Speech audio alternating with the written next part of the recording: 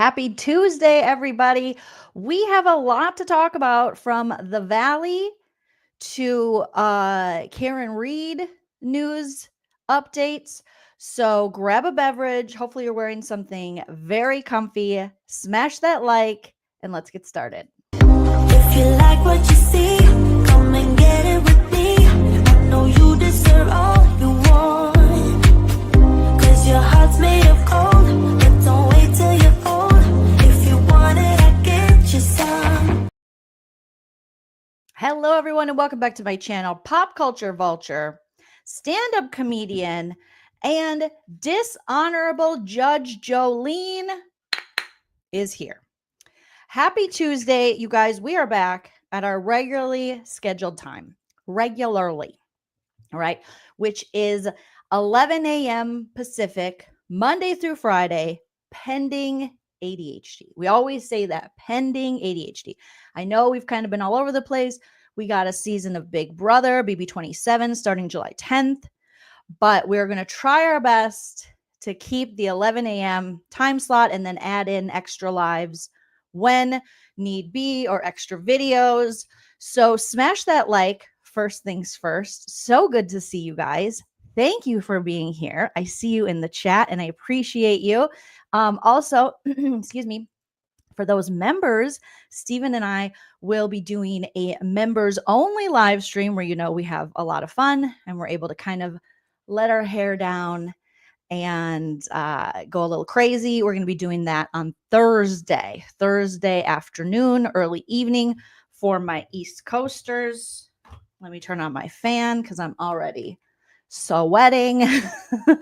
So if you're not already a member, there is a link in the description to join the membership.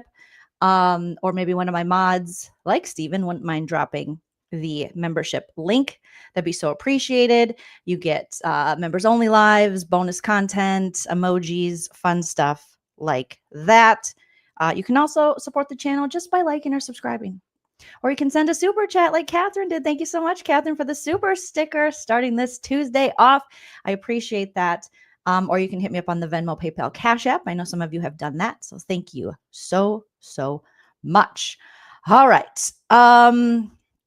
Let's see. You need to hear about 98-year-old Sandy Butt. We'll get to that tomorrow. We will get to that. Because I think, isn't he doing it tomorrow night? Did he already sing on America's Got Talent? I saw the clip, but we'll talk about that later. Tomorrow we'll talk about it. I don't know if his episode of America's Got Talent has aired, you guys. Also tonight, I'm going to be going live a little bit later, 7 a.m. Pacific, 10 p.m. Eastern, with my friend and hilarious comedian, Shauna Christmas, and we'll be talking about some pop culture stuff. She has a new special that just dropped, Highly Intelligent, you guys, and I would love for you to go check out her new special. It's free on YouTube, and it is getting quite a bit of she'll tell you more about it, but comedians, we just sometimes we just with our jokes we're making waves. Okay, so let me drop Shauna's if you want to watch it before we go live tonight. Her special. Go give it a like, give it a comment. Tell her Joleen sent ya. You came over from Joleen's channel. Here is Shauna's link to her special. Make sure you like it, comment, subscribe. Shauna Christmas comedy special. So if you're looking for a laugh, and then we'll be talking with my friend Shauna tonight about so many things. You guys have seen her. We covered her and I once upon a time covered the Real Housewives of Potomac. We've talked about traitors. We've talked about lots of things. So we should be having a laugh and just, no offense, all offense, where we never mean to offend, but sometimes we offend. All right. Remember, today, everything I say is my opinion. That doesn't mean you have to have the same opinion. You're welcome to sound off in the live chat or the comment section, and we can respectfully agree to disagree. That's my opinion! Also, remember that everything I say is true, except for the parts that are false. Everything is alleged and for entertainment purposes only. So don't sue sue me. Allegedly. I like how that's my little legal. That's my protection. Don't sue me. But remember that a lot of people think I'm pretty excellent. So just listen to some of my rave reviews. I heard actually mixed reviews on Joleen. Oh, Joleen was excellent. What are they saying? What are they? Oops. I heard actually mixed reviews on Joleen. Oh, Joleen was excellent. What are they saying? Also, I was watching Ryan Bailey, and it appears that Jess, Lala's old producer, shout out to Jess, we love her. She came out with a wonderful podcast of her own. It was a fantastic idea for a podcast. We talked about it previously, and now she is a producer for a very big channel. The channel is escaping me right now, but Ryan Bailey's most recent episode where he talks about the Karenread trial, Jess was mentioned. And I was so happy to see that that Jess is just, killing it, because it's not always easy working for player haters. Sorry, Lala. We have to tell the truth here. Angela Clark says, how about that OKC win? The only thing that makes me feel good about the OKC win is that some of you are very happy about it. And also that my very dear Minnesota Timberwolves, that we lost to the champions. So the last step to get to the NBA Finals, we had to beat OKC, which went on to win. So obviously, we're still really good. That's how I. But congratulations to you guys. I will be honest, I was kind of cheering for Indiana, only because I was bitter that OKC beat us. And Hype Man husband Chell, went to high school in Indiana, went to college for a couple years in Indiana. We have family in Indiana. I love Indiana, but nothing against OKC. So thank you, Evelyn. Yes, you can also join my Patreon, where you also get the members lives. That's what I'm talking about. I've been off for a couple days. We have so much fun stuff. You guys, I can't believe we are so close to Big Brother 27. I'm so excited. So those of you who might be new to the channel, if you're into Big Brother, we do cover that this summer. We don't just cover Big Brother. We don't just roast and recap Big Brother, but it does become a big part of our summer with live feeds and such. So, maybe you want to join us for that. And yes, help me get to 10K on Instagram, you guys. And also follow me on the TikTok. I'm trying to get to 10K on the TikTok. I'm closer to 10K on Instagram than I am the TikTok. And for some reason, 10K is this milestone on social media. It's so stupid. It was like that for YouTube too. Back in the day, you couldn't be monetized. I think it was, you had to have 10,000 subscribers and so many hours. And they've changed that since. Now you can have you have to have so many watch hours, and then you have to have, I don't know if there's a subscriber count you have to be monetized, but back in the day it was 10K. So I had to wait to get to 10,000 subscribers until I was monetized. Nowadays you see people with like 500, which I think is great. I don't think you should have to get to 10,000 subscribers. That's a lot of subscribers. And then the same thing is in a lot of ways is with TikTok and Instagram and things like that. So if you're not already, please follow me over there at Joleen Lunzer on TikTok and on Instagram. Patreon, thank you. Good to see you. Big Brother soon. Okay, so we have things to talk about regarding Karenread.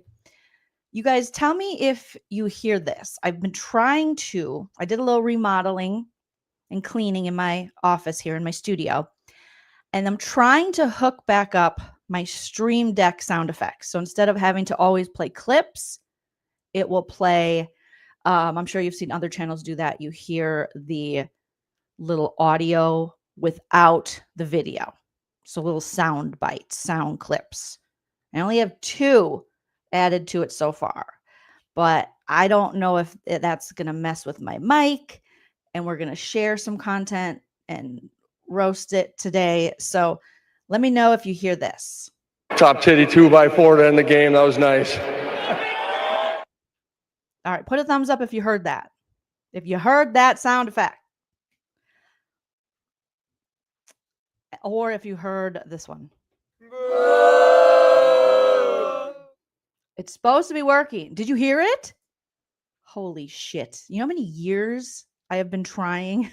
Shout out to Realification. She sent me this Stream Deck and I was using it just to do like filters when I could do my Snapchat filters and make myself bald and stuff. But StreamYard never really had a way to hook up Stream Deck, and I had Hype Man Husband Chellaren on it. So we have two sound effects. We got the and we have the Top titty 2x4 to end the game. That was nice. Titty 2x4 to end the game. That was nice. And I'll be adding more, but we'll also have our little video sound effects. You know, we have everybody's favorite, this one.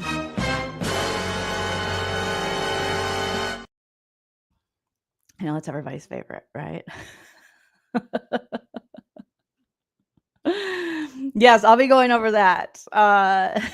Gil Marie, not today, but we'll be doing that this week. Okay. So remind me in the comment section too.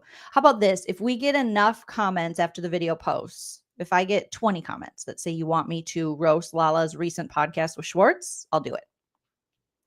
So I see you guys in the live chat. A lot of you want me to do it, but make sure you post it in the comments after we end the live and the video posts. All right.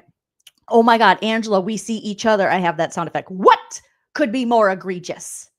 I have some Karen Read sound effects, Karen Read trial sound effects, I should say, that I want to add. Okay.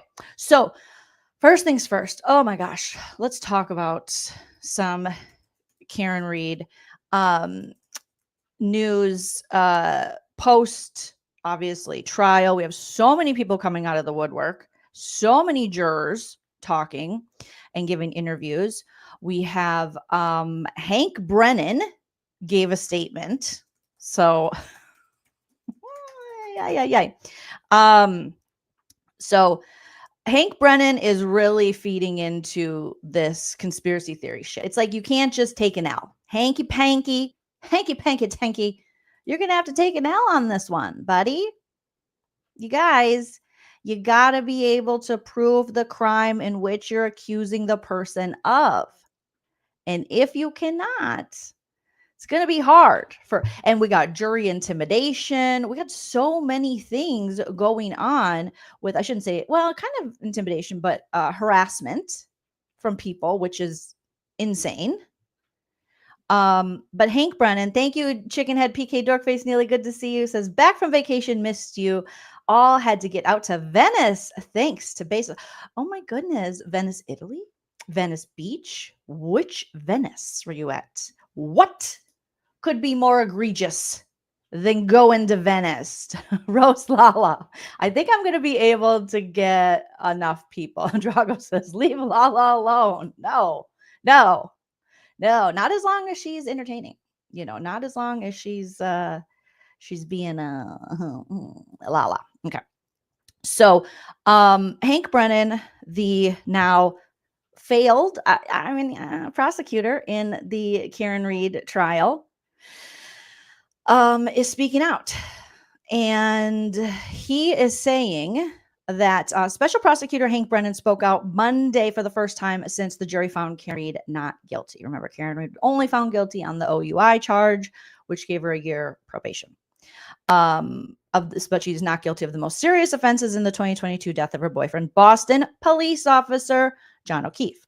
Read, 45, of Mansfield, a former adjunct professor at Bentley University, was found not guilty Wednesday of second-degree murder, we'll say, and manslaughter, and guilty of operating under the influence of liquor.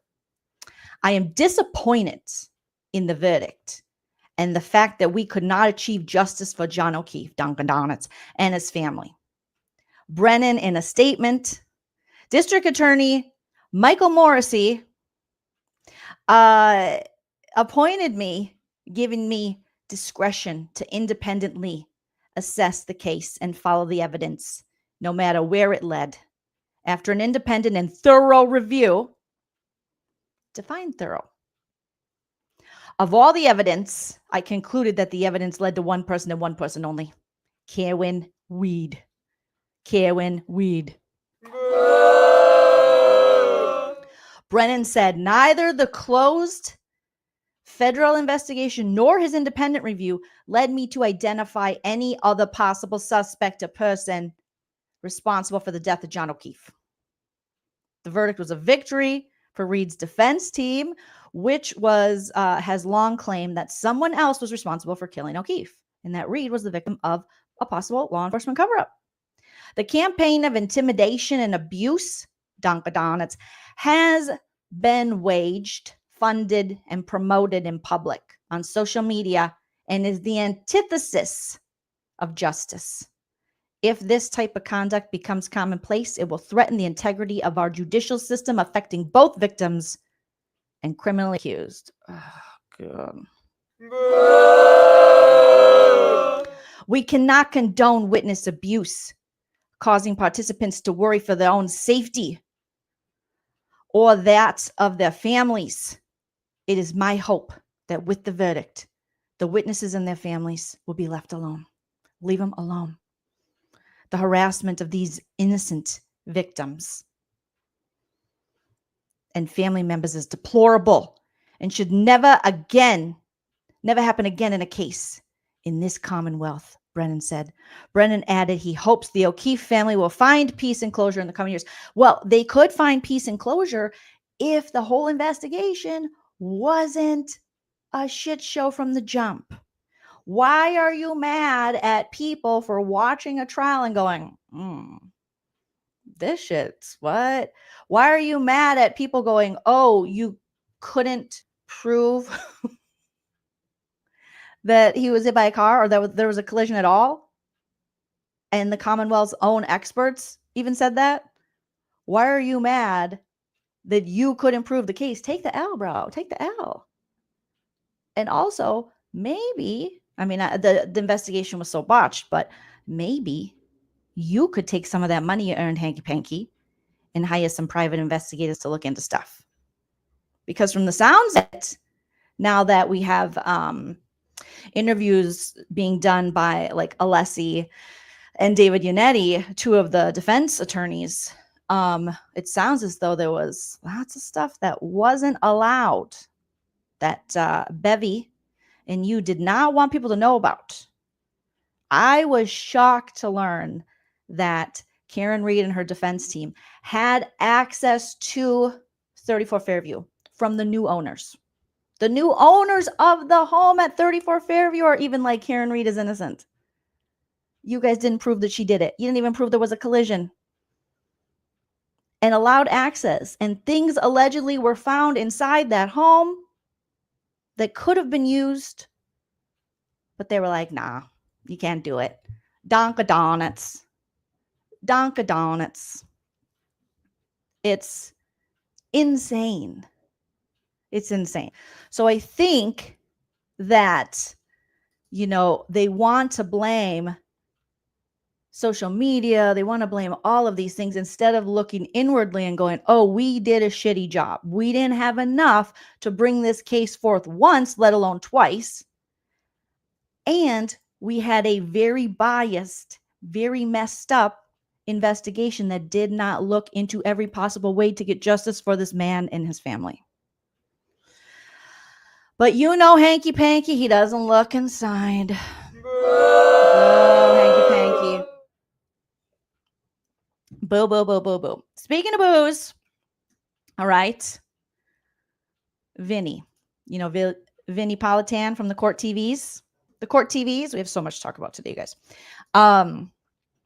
This guy. John's boyfriend, Karenread, killed him.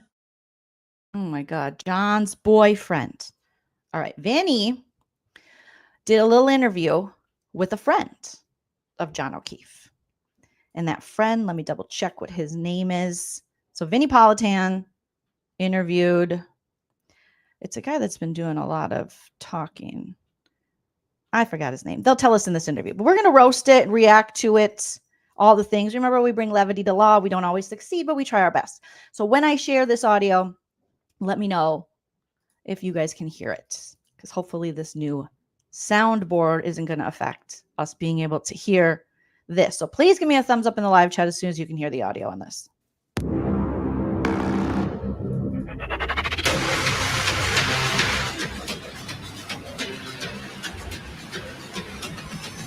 O'Keefe and the high-profile acquittal of his girlfriend, Karen Read. Karen Read will walk free, but there are still a lot of lingering questions connected to this divisive drama. Here's the story.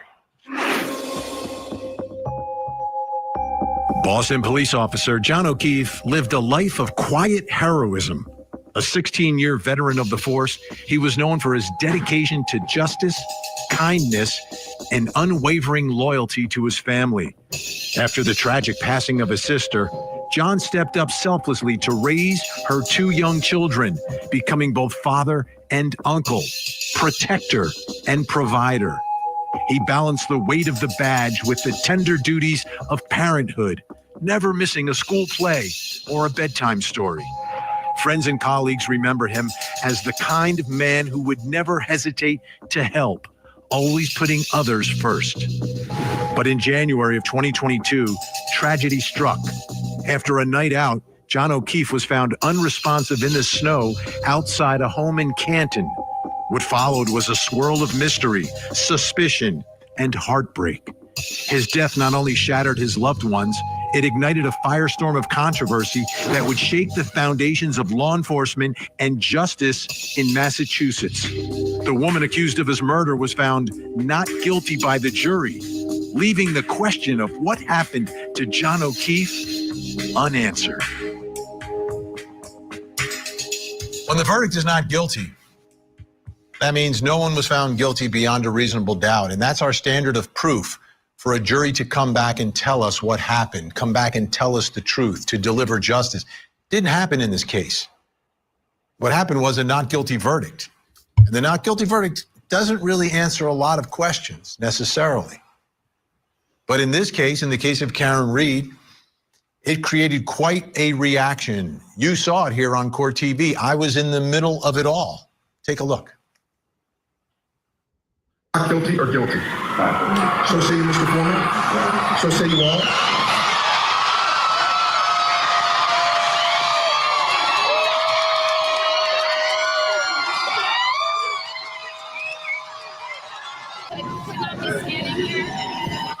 These amazing supporters who have supported me and my team financially and, more importantly, emotionally for almost 4 years. And the second thing I want to say is no one has fought harder for justice for John O'Keefe than I have and my team. Thank you. So I was stationed outside of the courthouse in the middle of all those folks. I got to know them and I understand what their reaction is to all of this. They felt it was an injustice. They felt like Karen Read was falsely accused. That's that side of the story. There's 2 sides to every trial that we cover on Court TV. There's the accused, that was Karen Read in this case, and then there's the prosecution representing the state, the Commonwealth, the people, but also really representing the victims in the case. And the victims in a case where you are alleging murder, where someone died, the victims are those who loved John O'Keefe. And that brings me to the first question in our investigation tonight. And it's about the other side. How are the friends and family of John O'Keefe handling the verdict? It was obvious to me what they believed happened here. They believed Karen Read was responsible. So how are friends and family handling this not guilty verdict? To help us answer that, I'd like to bring in John Jackson. He is a close friend of John O'Keefe. John Jackson. So we've seen John Jackson in quite a few interviews regarding John O'Keefe and the Karen Read trial. I don't know if you guys recognize him, but I certainly do. O'Keefe, they were good friends since college. I can understand. My favorite John O'Keefe friend is the Ginger. The Ginger's my favorite. The Ginger guy, who I think he was the one that went out with him that night to celebrate their daughters getting into a school that they wanted to get into. I think I forget that gentleman's name, but he's my favorite. I can understand this can't be easy, but I need you to help us understand what it's like from the other side. That story hasn't been told enough. How are you personally handling what transpired and the verdict in this case? That's the lead-in. That's the lead-in to this. That's the footage of the lead-in to this. That's Vinny. We saw you out there. We saw you with the pink tie. We saw you just bathing in the sea of pink. Slow down. Oh, Lord. John's friend John over here, he brought a pencil. He was like, Vinny, that's the lead-in? That's what we're doing over here? That's what we're doing over here? Sir, if you have paid attention at all, you know that Vinny has not been made sure to not wear the pink ties. I think he said he decided on purple because it was between blue, which was the Justice for John O'Keefe people, and then the Free Karen Read people had the pink. So he decided on purple. So right out the gate, here he comes attacking Vinny. And if anything, Vinny has been, I mean, to me, well, for court TV, you do have some of the court TV people who are just like, they don't make any sense to me. But Vinny, I feel, has been very fair and equal to both sides. Down. Yeah. Didn't wear a pink tie, John. Didn't wear a pink tie, So you John. hold it up. You held it up, right? No, I didn't. I held up a red tie, John. If you've watched me, if you've watched my career, so every verdict I wear a red. Is this what you're worried about? There's no justice for your friend. You're not mad at the police. You're not mad at Proctor. You're mad because Vinny might have wore a red tie. You want to just make up fake news that Vinny's out here wearing Free Karen Read ties? Wear a red tie, so I switched from the purple. From the purple. The career is interesting. Okay, this is the way it's going to go. Let's go. The career is fantastic. The career is fantastic. Look, up until this case, we all watched you. We all did. We all watched, any case that had any kind of interest to us, we watched. But ooh, I'm embarrassed for this guy.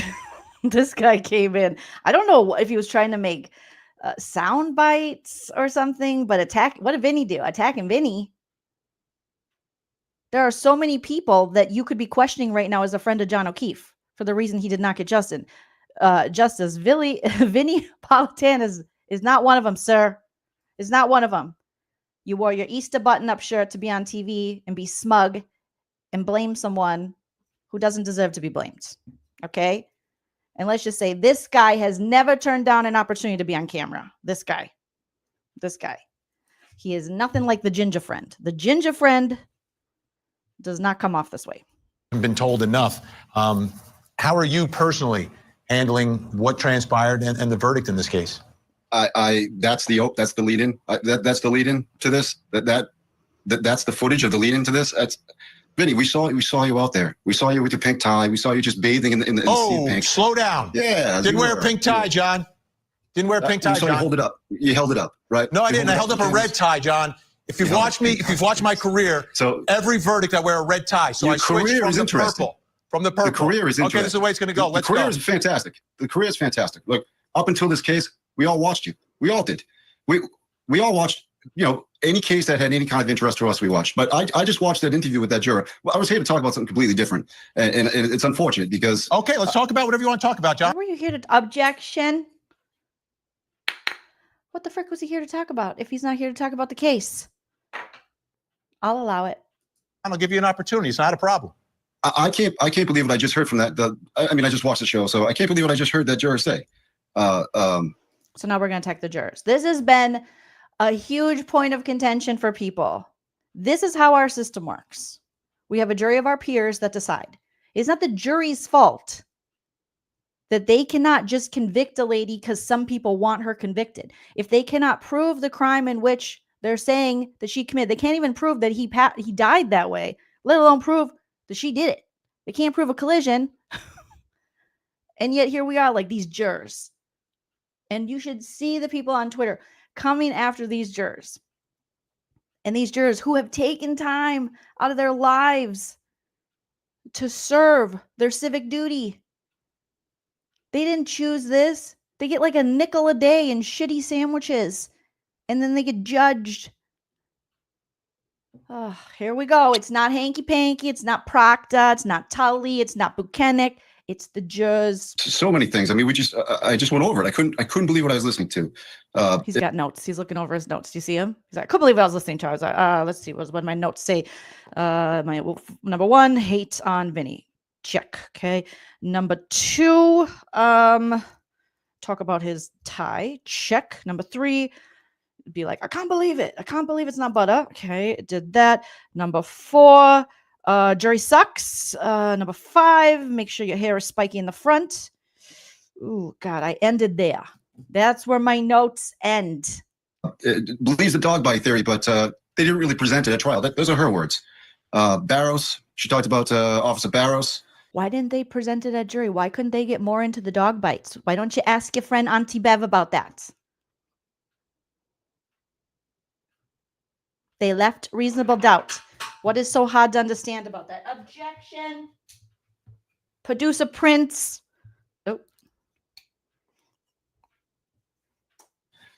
She apparently missed the cross-examination, although she did hat tip to Mr. Hank Brennan for his cross-examination. Objection, he's making my hey, look, I love to talk about Johnny. Computer go crazy. John, let me give you an opportunity. You can talk about whatever you want. As a guest on this show, you can talk about whatever you want right now. You've got the microphone, we've got the camera. You have a question for me, if you want to talk about the juror, the way she saw the case, that's fine. You've answered my question that I have already. I sense that you are absolutely livid. You're unhappy. There's a sense of anger. So get out there and question the people that were involved with this, and in charge of this investigation that failed your friend. So my question's answered. Yeah. I'll give you an opportunity to. What's it helping by you going on court TV other than helping you, sir? Honestly, what does this guy think it's helping by going on court TV? I don't. Other than maybe an ego boost for him, I don't know. Kelly, thank you so much for the super chat. I appreciate that. To talk about whatever you want to talk about.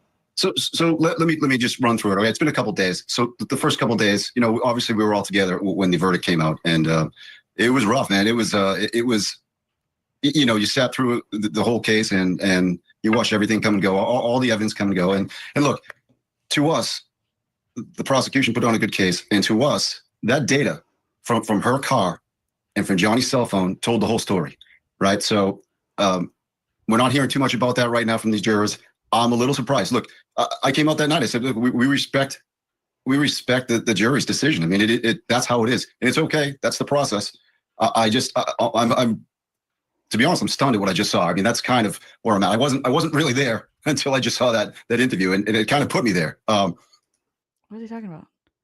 Are you talking about the clip? The lead-in? You're stunned? You didn't know that people were free Karen Read people were out front of the courthouse? You didn't know that people believe that the Canton PD and the Commonwealth have been corrupt, and that this case was handled corruptly, and this wasn't the first case in that area that's been handled corruptly? That's what are you? I don't understand what he's surprised by. It is literally like the social media side of this and the blogging side of this and the law tuber side of this just came out of that juror's mouth. I'm actually stunned. Law tube. He's blaming Emily D. Baker. He's blaming Melanie Little. He's blaming the lawyer. He's blaming Runkle. Not the law tube side. I wasn't here, but I can't believe I just heard it. It kind of put me in a position, and I'm sorry, didn't mean to start off that way. And then hey, John, your emotions are real. You're entitled to your emotions. How nice Vinny's being. He's like, John, it's okay. Your emotions are real. You're hurt. But Emily D. Baker, Melanie Little, Runkle, the lawyer, people like that, they can't bring your friend back. They're also not doing a disservice to him. You know who is? Michael Proctor. Bar and Grill with John O'Keefe. This guy. Canton PD. Brian Albert, who said, what do you want me to come out in my underpants? You want me to come out in my underpants? Objection. I work for Boston. I don't work for Canton. Oh, goodness. Okay. Let me reload. Did I click on? I think I clicked on another one. And another one. Smash that like if you haven't already. You guys. To combat the leaky balloon knot himself. Michael Proctor. Okay. All right. Here we go. Back at it. Let me know if you guys can't hear this.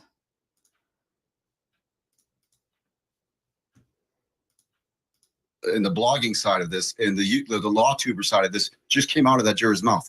I'm actually stunned. I wasn't here, but I can't believe I just heard it. It kind of put me in a position, and I'm sorry, didn't mean to start off that way. Hey, John, your emotions are real. You're entitled to your emotions. Of course they are. This is an incredible loss. And I've seen cases of not guilties before. I know it can be crushing. I know it can create anger. And I just want to hear it. I want to hear your side of this. So Hearing what we heard from juror number 11 tonight and the way things went down, where do you point blame anywhere for why this result came out, a result that you don't believe in at all? Yeah, so obviously, there's a couple places we'd like to put some blame, but let me start off again. We respect the process, right? If the process is fair, if there's no fingers on the scale, we respect the process. Talk about conspiracy theories. So you're just making assumptions here. You're talking about people that are questioning the validity of the investigation and the Commonwealth's charges and what we saw from witnesses from our own eyes, and that there were other people involved that weren't Karen Read, but you're out here questioning whether the jurors were influenced by LawTube, social media, and didn't come to this conclusion based on sitting there for 34, 35 days, taking notes, listening, giving up their life, time with their family to do this. You're making it seem like there's some big, it's weird. The anti-conspiracy people got a conspiracy against the jurors. They're like, well, I mean, if it was done and it wasn't, because of the YouTubers and the social media, if they really made this decision themselves, if they weren't influenced. Thank you for being a member for 9 months, Shine. Hello. And the jurors spoke. So that's it, right? I mean, we understand that's it. Mm-hmm. But what we don't appreciate is the narrative that got away from us pretty early was a false narrative. So, trial 1, trial 2, both of them. In the popularity of the movement grew. And as the movement grew, it drew in more and more media types, traditional media, new media, drew them all in, and they went and chased the clicks, and they chased the likes, and they chased the popularity, which is fine. That's what they do. But what we feel is that at some point, I mean, look outside that courthouse, right? The family heard the cheers. Brother, friend, son. They heard the cheers, and it was devastating, right? So. No one's taking away from John O'Keefe being a good person, brother, friend. No one's taking away the fact that John O'Keefe deserves justice by exonerating an innocent woman who many believe didn't do this, because the prosecution and the Commonwealth could not even prove that a collision happened, let alone that Karen Read, let alone that his injuries were the reason for his death, or that Karen Read was responsible. That doesn't take away from the fact that people want justice for John O'Keefe. The media needs to take responsibility for their part in this. I'm not saying it's totally there, but for their part in this, for allowing. Who, Vinny? Is he calling out Vinny? Themselves to choose sides, for allowing themselves to be part of the fuel for that fire that caught. Yeah, I think that's a good point, Michelle. The cheers were for an innocent woman. The cheers were for the fact that another innocent life wasn't going to be taken in this botched, fudged up investigation and case. That's what the cheers were for. Caught and wound up outside of that courthouse. So yeah, some of the blame goes there. So let's go ahead. No, continue. I don't want to cut you off. I thought you were done. Continue. Look, so the problem is for us too. We've lived this for 3.5 years, and we've every piece of evidence that came in, both sides. We can be objective about it and say when things went poorly for us and when things went well for us, and it just, even when things went well for us. Again, juror 11 here. Look, Mr. Hank Brennan, Adam Lally, Attorney McLaughlin, they put on a good case, and it's unfortunate because I'm looking now. This doesn't look like it had a chance. It doesn't. A couple of other jurors I've spoken to, and I wasn't going to go there with this, but that I can't even. Literally raw emotions are coming out here, so that's not where I wanted to go tonight. I wanted to be calm and talk about Johnny and the pain that this family is definitely experiencing.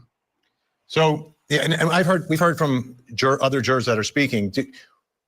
Do you at all look at the investigation itself, the way things were handled that night? Sure. I know there was a nor'easter coming in. I know that is difficult, but it's Massachusetts, not securing the scene, other things that. It's a nor'easter. Okay, it's a yeasta for Easter. It's a nor'easter. Vinny. That were pointed out to the jury, because they kept saying to me, not just this juror, but other jurors, holes in the investigation. There were holes in the investigation. Holes. Sure. I can address that. Sure. So again, me personally, I'm not speaking for anybody else here, but I will say that, you know, the investigation found the right person. You know, my personal opinion is that maybe, especially with a police officer involved, maybe a little more follow through, dotting the I's, crossing the T's, and I'm being A little more follow through. Just a little for your friend. I don't think you're being very objective here. I think you're being pretty biased.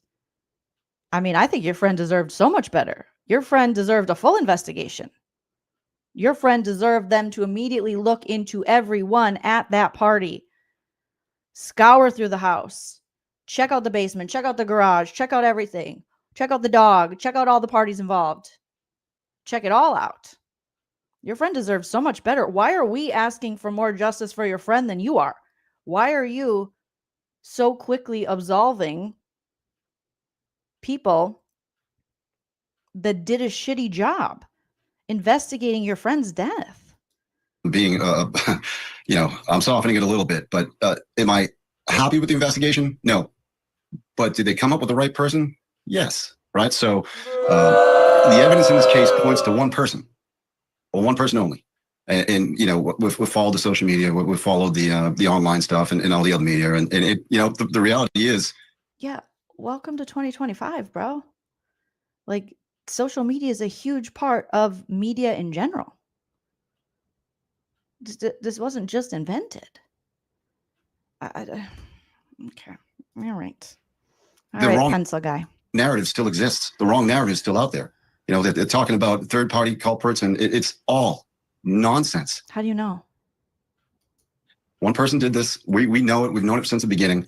And you want to talk about the investigation? I understand. Look, beyond a reasonable doubt is the standard. We get it. And we can have an honest conversation about whether or not, beyond a reasonable doubt, you know, the threshold was met here. I believe it was. But if you want to talk about specifically maybe the collision, whether or not a collision happened, I mean, you can have that argument. I think a totality of the evidence shows, yeah, it happened. But huh? The totality of the evidence shows the collision happened? The collision that killed your friend, even though none of the experts could confirm that that's how he died or that this collision happened? Huh? Sir, we need justice for your friend. So you're going to have to look outside of this Karen Read tunnel that you're in. But if you want like an honest conversation about whether that happened and whether they proved it or not, I think they did. If a juror came out and said, look, I just don't believe in a collision, fine. But when they come out and they say things like, it wasn't 100%, you know, instead of, if it was 99, then you can't convict. I mean, not understanding reasonable doubt, totality of the evidence, not understanding their job. I mean, they say they understood their job. You saying the jury didn't understand their job? Because I just heard we're going to go over a interview from the foreman. Sounded like he understood the assignment right away. It's almost like these people have a higher standard for the jury. Like the jury should know what happened. It was on the prosecution and the Commonwealth and Hank Brennan to prove what happened beyond a reasonable doubt to John O'Keefe that night. They did not do that. The police failed this from the jump. And yet here you are going, I don't think the jury knew what they were doing. Sir, go home. Go home. I'm tired of hearing from you. This is not helping. This is not helping get justice for your friend by hating on juries, on jury members. Their job, but they didn't get it. Or at least that one, I should say. Right. So yeah, again, investigation, found the right person. I would have liked a little more follow through, but maybe things will change because of this case, right? You would hope that when investigations happen now, they would have to sort of foresee that maybe a wealthy defendant would be able to purchase the circus, you know? Okay. Well, it's interesting that you bring that up, sir, because Bob Alessi believes, the great Bob Alessi believes that, yes, this case has changed and did make some pretty impactful change, hopefully going forward. And let's listen to what he said on the interview he did with Runkle, him and Yannetti did last week.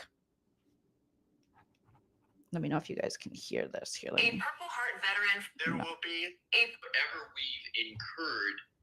Is like to believe that what this defense team has done deters what has happened to Miss Reed. That the the next whomever it is, law enforcement, whatever, they think about doing what happened here, where they miscalculated the strength of the response of Karen Read. I would like to hope that serves as a deterrent in that whatever little effect of us, a threat or whatever, that we see that it's worth it, because if there's one less Karen Read victim in the world, then it's all worth it. But I'm hopeful that whatever we've incurred has avoided many injustices that otherwise might have incurred, because people say, wow, we better be careful, because if we misstep, maybe we see a team like the Karen Read team again, and maybe we just do the right thing. A Purple Heart veteran from I mean, yeah. So maybe the corruption that the people in this area have seen before and saw in this case, maybe some of that behavior will change, knowing now that they could run up against someone like Karen Read, where you can't just, like Jen McCabe and Matt McCabe and Brian Albert and Nicole Albert said, you know, if the girl, if she doesn't take a plea, if she pleads out, whatever they said, but if she doesn't plead out, it's going to be a whole episode. And I don't know if now they really want that whole episode, knowing that this lady and her team fought very hard to expose the things that they didn't want exposed. So Alessi makes a great point that maybe this will deter any kind of corruption, biased investigations, things that lead us down a path to get a trial like this, where the world is watching and the world is going, this is jacked up. We don't need anyone to tell us how to feel. We watched the trial and saw the evidence and saw the case. Like we not there, but we were there, you know? So we didn't need anyone to tell us how to feel. We saw it with our own eyes. Liz, thank you for the super chat. Liz says John deserved real evidence bags. Yes, he did. He deserves so much more. Evelyn says the prosecution should have a strong case with enough evidence to prove their case beyond a reasonable doubt, not just bring a case because the cops are certain the person is guilty in the case, not just because Michael Proctor, the leaky balloon knot, decides, the girl did it. It's Karen. She's a see you next Tuesday. She's got no ass. Bad Fall River accent. Weird.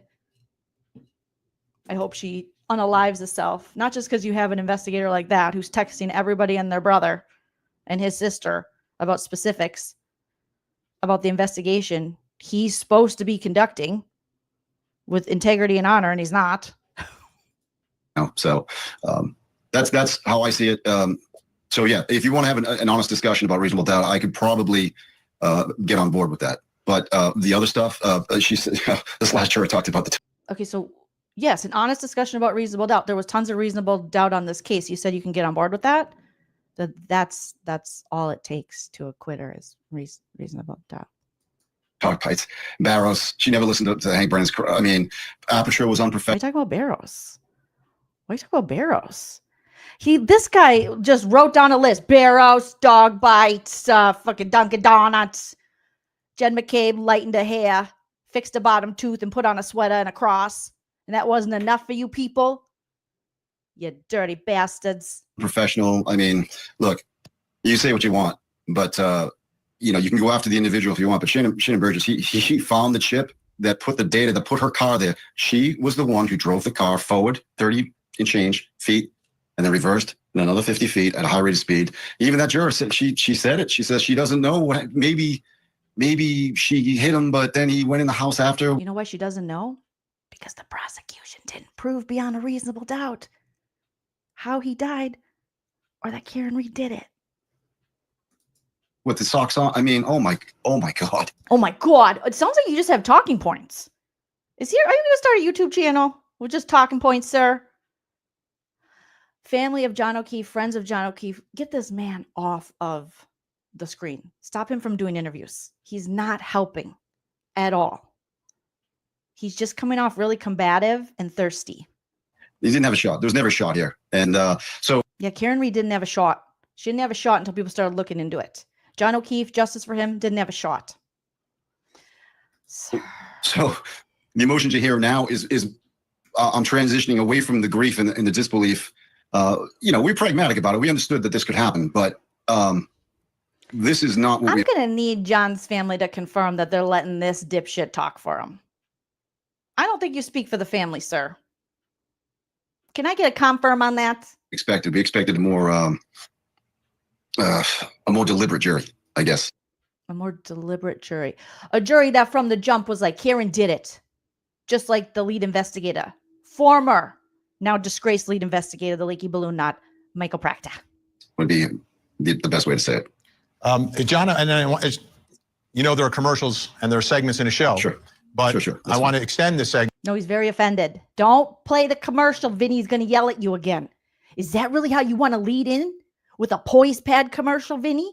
How dare you? How dare you? I put extra gel in my bangs. Okay, everyone wants to talk about Bev's bangs. No one talks about my bangs. Don't put a poise pad. You think I pee myself, Vinny?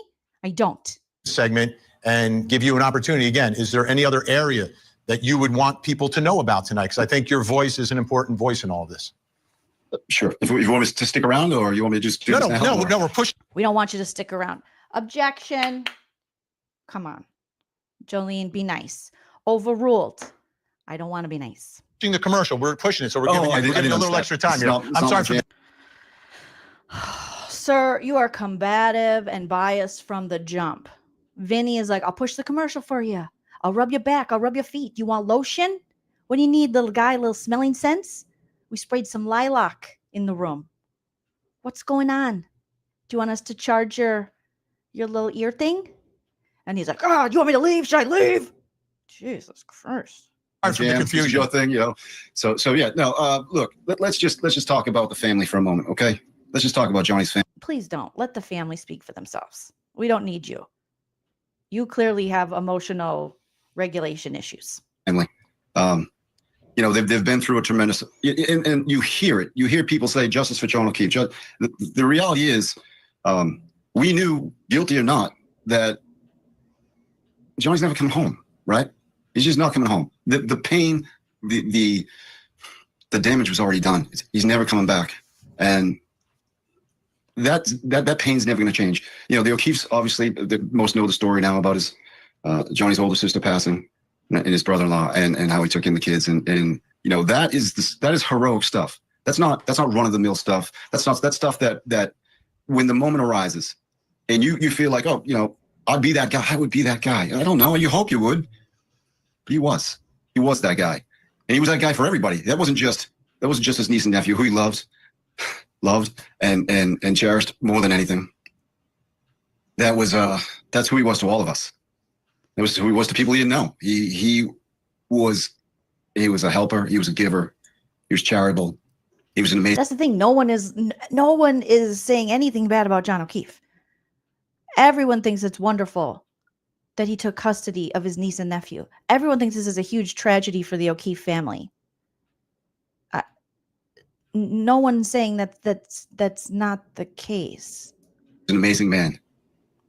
And the O'Keefe. See, I like the ginger guy. See the ginger guy here next to John?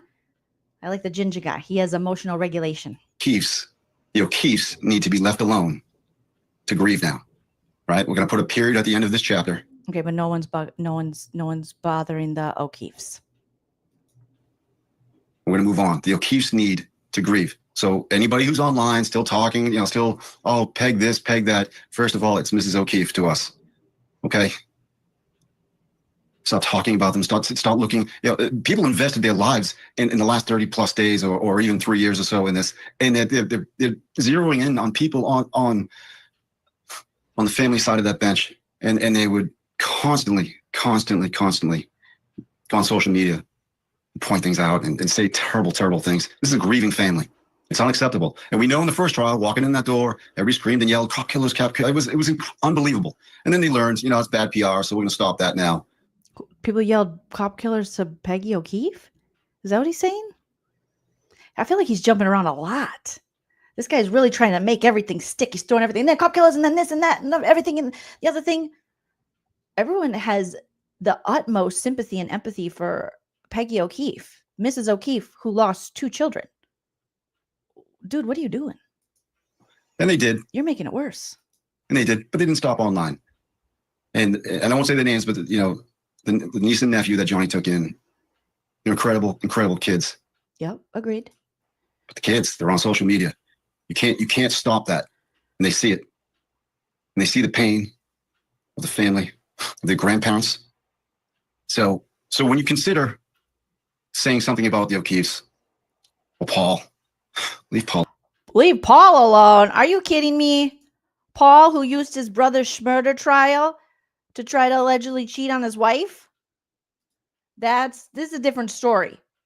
Peggy, Mr. O'Keefe, yeah. But Paul?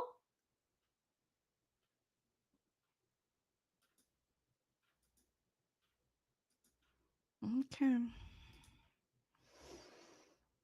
Giving signs to online lady? Okay. Leave Paul alone. It's time to leave him alone. Okay. He deserves to grieve. Okay. We understand the verdict is in. She's free to do whatever she wants in this life, right? But that pain is not going to stop for that family, or for the friends, or for any of us. And the world is going to miss out on a tremendous individual. And it doesn't change the fact that we know who did it, right? We know who did it. Just didn't get the guilty. It wasn't beyond a reasonable doubt in this jury's eyes. It's unfortunate. You don't know who did it. You have no proof that Karenread did it. The prosecution in the Commonwealth could not prove. But you know, because you want to believe that, sir. You're not helping. And why don't you go out and do something good and try to get justice for your friend? Why don't you go out there and fight the good fight and try to get, look into this investigation? Even though I'm sure, it looked like Michael Proctor ate all the evidence from the looks of his most recent interviews. Objection, Joleen, you're still fat shaming Michael Proctor. Overruled, okay? Because I too eat my feelings and have multiple chins. It's fat on fat crime, which is okay. Anyway, I appreciate you letting me say that. Yeah. Well, John, I appreciate you coming on. It's not easy. And what you said, everyone heard. And I think that's important. And I'm sorry for your loss of your good friend and for going through all this and all the pain. Stop making this all about you. John, whatever your name is, John Johnson, whatever his name is. John Jackson, thank you so You related to Michael? so much for joining us tonight. Really appreciate it. Appreciate it. You were such a dick to Vinny. Vinny, you were so nice. Shout out to Vinny with the top titty 2x4. Top titty 2x4 to end the game. That was nice. Top titty 2x4 to end the game. Okay. Thank you guys. When we come back, more of our investigation. Don't go anywhere. And I don't know what's after this, if there's anything. Again, we thank John Jackson for coming on and showing I don't know, Vinny. I wouldn't be thanking him. He was rude. us how the other side has reacted to all this and their If I was a family member, I'd be like, he don't speak for me. thoughts and feelings tonight. I thought that was important. I thought it was powerful. Bring on the ginger. And he mentioned something that I want to talk about now. In an interview with TMZ, that juror that he was speaking about, identified only by his first name, Jason, explained how he viewed this concept, which is the backbone of our system of criminal justice, this concept of reasonable doubt. I don't know what happened to John. I think it was just due to the poor investigation. There's just too many holes. Is there an angle of reasonable doubt? All right, we already listened to this guy. Shout out to you, sir. Shout out to you. But man, John Jackson, oof, sir. Not cool. Not cool just coming on there. Okay, here's something that I wanted to discuss. All right, so there is a guy. Now, I don't know how you guys feel about the body language experts, but there's a gentleman, Jesus Enrique.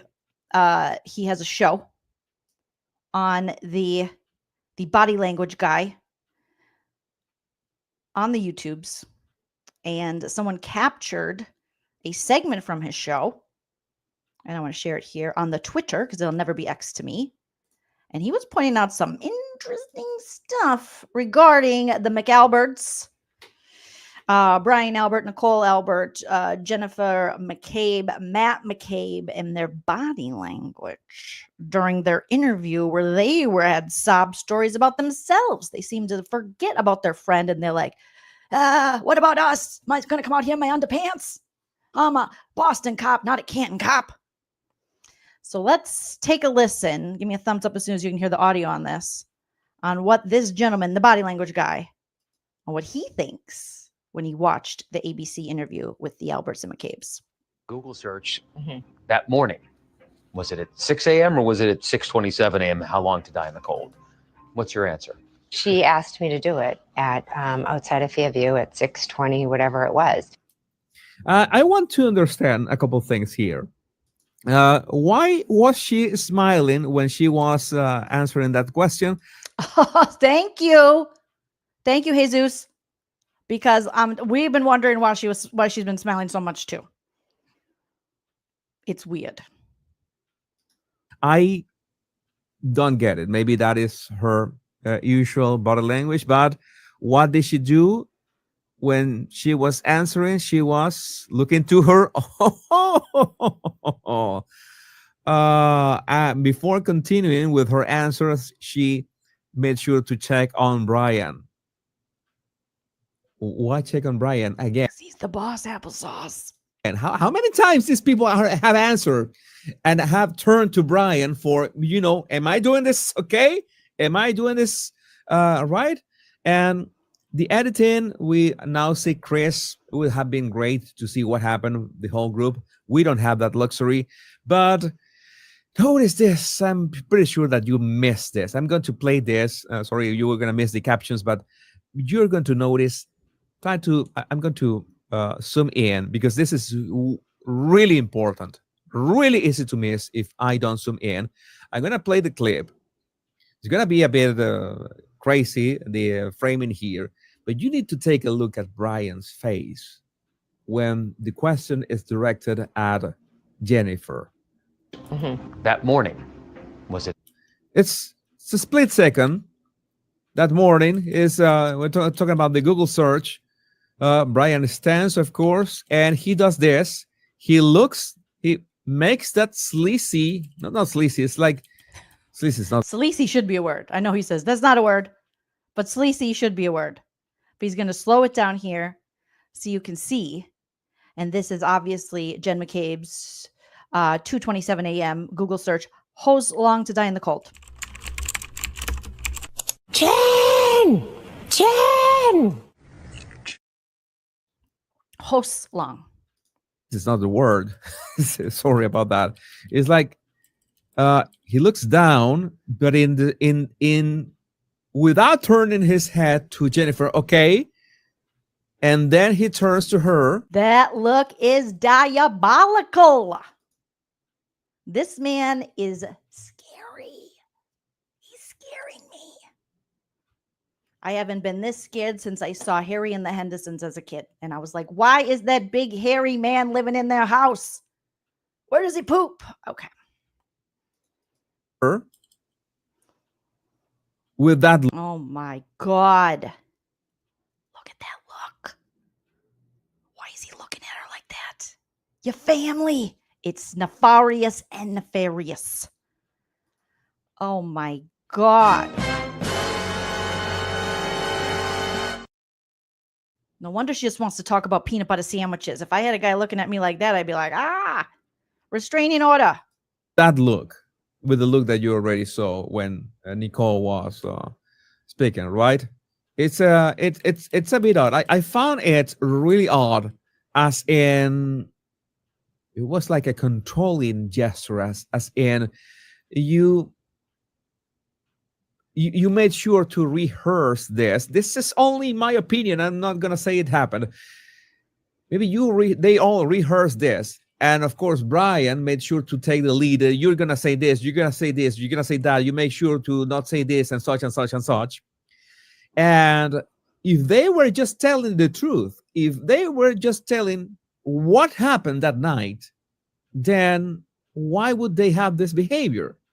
That's the thing that I don't get. And I can understand that people can get nervous in front of the cameras, but what we see on Brian Albert is definitely not nervousness. That is not nervousness. That is something else. Again, you see Chris. I haven't noticed Chris.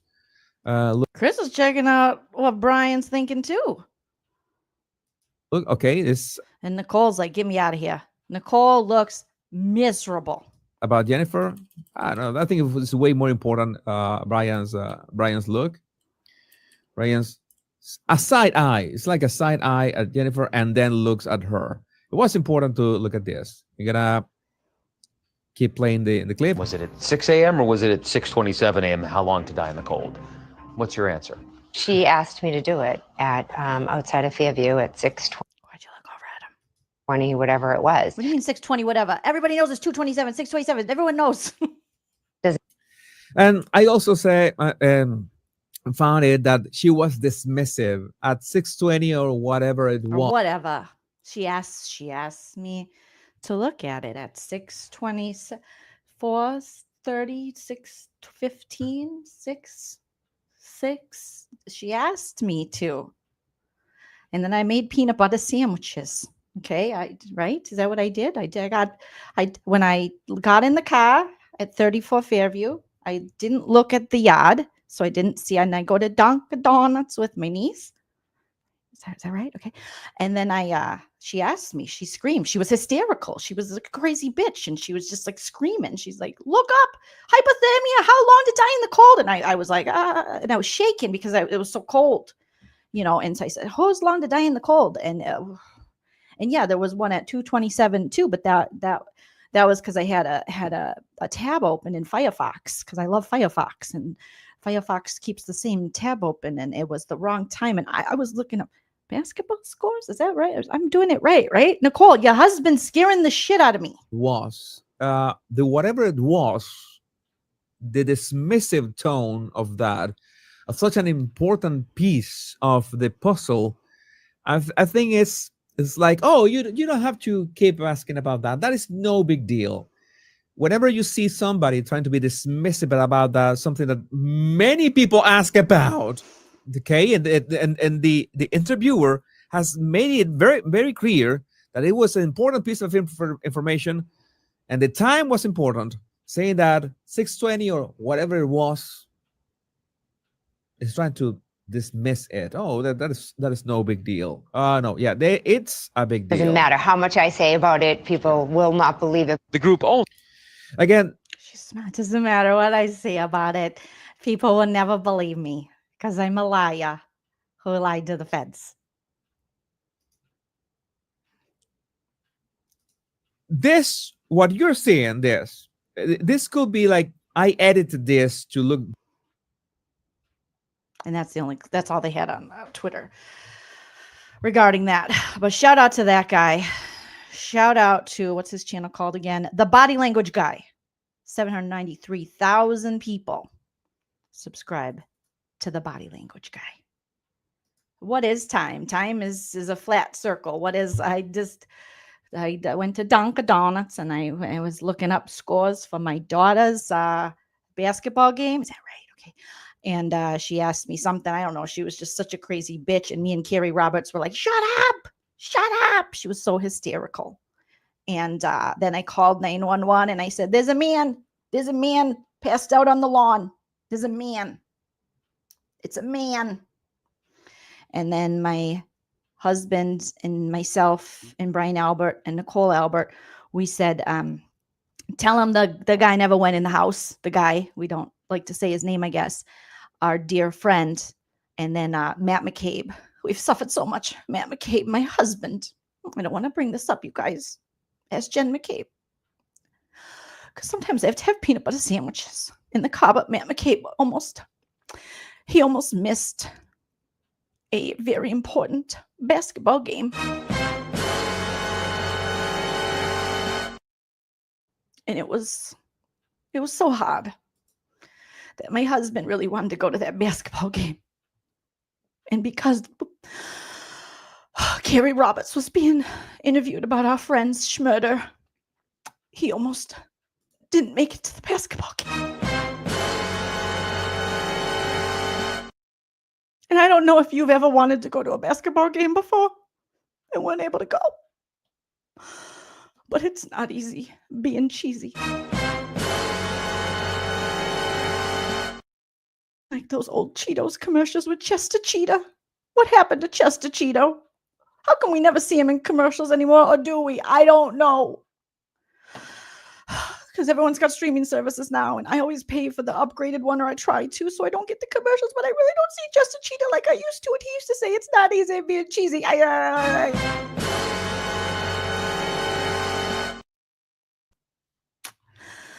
So my husband, Matt McCabe, he's a good man, Matt McCabe. And he was really worried about our good friend. He had passed, but also that he couldn't go to the basketball game. Oh, la, la, la. Okay, now knowing what we know from this guy, from the body language guy, let's take a look at that Albert McCabe interview again, you guys. Let's take a look. I feel so bad. I feel so bad that Matt McCabe might have missed that basketball game. I can tell, and we're going to see, that it still affects him to this day. I can tell. That not going to that basketball game changed who he is as a person. All right? Changed who he is. It's not easy being cheesy.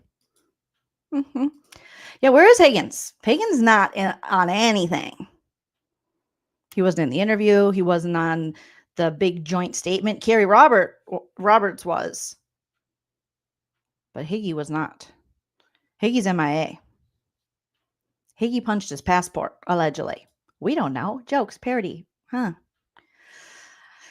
All right, guys. Knowing what we know now, let's take a look. The justice system has let us down at every turn. And yesterday was the final letdown. And that's why we're here, because there's nobody left to stand up for us. Think real long and hard before you're a witness in a case, because no one protects you. And it's very, very sad. Think very long and hard before you do your civic duty or be a juror or be a witness before you. Yeah. Think very long and hard because no one protected me or my eyebrows and the overplucking in the 90s. Objection. Joleen, you too overplucked your eyebrows. Exactly. So overruled. Game recognized game. Okay, the overplucking is real. For the first time, some of the key players in the Karen. Was he on? Did Brian Albert? Was he grabbing Nicole's leg? They are really. Oh, they love to be sexy, huh? In a case, because no one protects you. No, I thought he did. And he was rubbing his own leg. Never mind. It's very, very sad. For the first time. Oh, no, he was. Oh, my God, Brian. Why are you feeling your wife up? Do you see how close he was to her baby door? Maybe a pat on the back. Maybe a arm around her. But he was like trying to slide in. Calm down. We know that you guys were doing it that night, allegedly. Okay, doing it and doing it and doing it well. And that's why then you were sleeping. And you woke up from a cold sleep. Long and hard before you're a witness. Now watch. In a case. Watch Brian Albert's hand. No one protects you. Brian, this is a serious interview. It's very, very sad. For the first Brian, get your leg away from her vagina. Time, some of the key players in the karenread trial calm your bona, Brian Albert, down for an exclusive interview. His friend Jennifer Oh no, Matt. There's Matt McCabe. I feel so bad. Feel so bad for Matt McCabe. He might have missed a basketball game. And Jen McCabe, she's wearing her white pants, waving the white flag, saying, I don't know, it's 6 o'clock, 6/2/27, 6/20. I don't. Who cares? Who knows? So what? Who cares? Okay. For McCabe and her husband Matt. Walking through a Hyatt, Former Boston police sergeant Brian Albert. And very important to note, he was a Boston police sergeant, not Canton. He's not here to help you if it's outside of his jurisdiction. Okay? No. He's not going to be the first to respond if it's outside of Boston. He's going to be the last. and his wife, Nicole, and his brother, Chris Albert. Oh my God, this guy gives me nightmares. I'll be honest with you. This guy gives me nightmares. This is the only man who's been proven to have killed someone via a vehicle. Chris Albert. This is the only one. This is the only man who has done vehicular, I don't know what you would call it, but ended somebody's life with an automobile in his 20s. Albert, all 5 of them. I think it was in his 20s, like 1994. But who cares? Like, what is time? What is anything? Like Jen McCabe says. Thank you, artists. Artists is justice. Finally for Karen. Hello, Jolene. Almost BB time, right? So excited for the new season. Me too. Me too, artist. Good to see you. Thank you so much. Pulled into the center of this high-profile case and now speaking out. And I think the reason we all stayed quiet is because I've already had a case. I did 6 months for unaliving someone with my car, in which then I fled the scene from when I hit the person with my car. Allegedly, obviously, because, but look it up. And then I put the police on a chase, and then I got 6 months. So, yeah, that's why I wanted to stay far away from this, because I've already been involved with something like this. Because we were just witnesses. This is a thing that we had nothing to do with. We did that.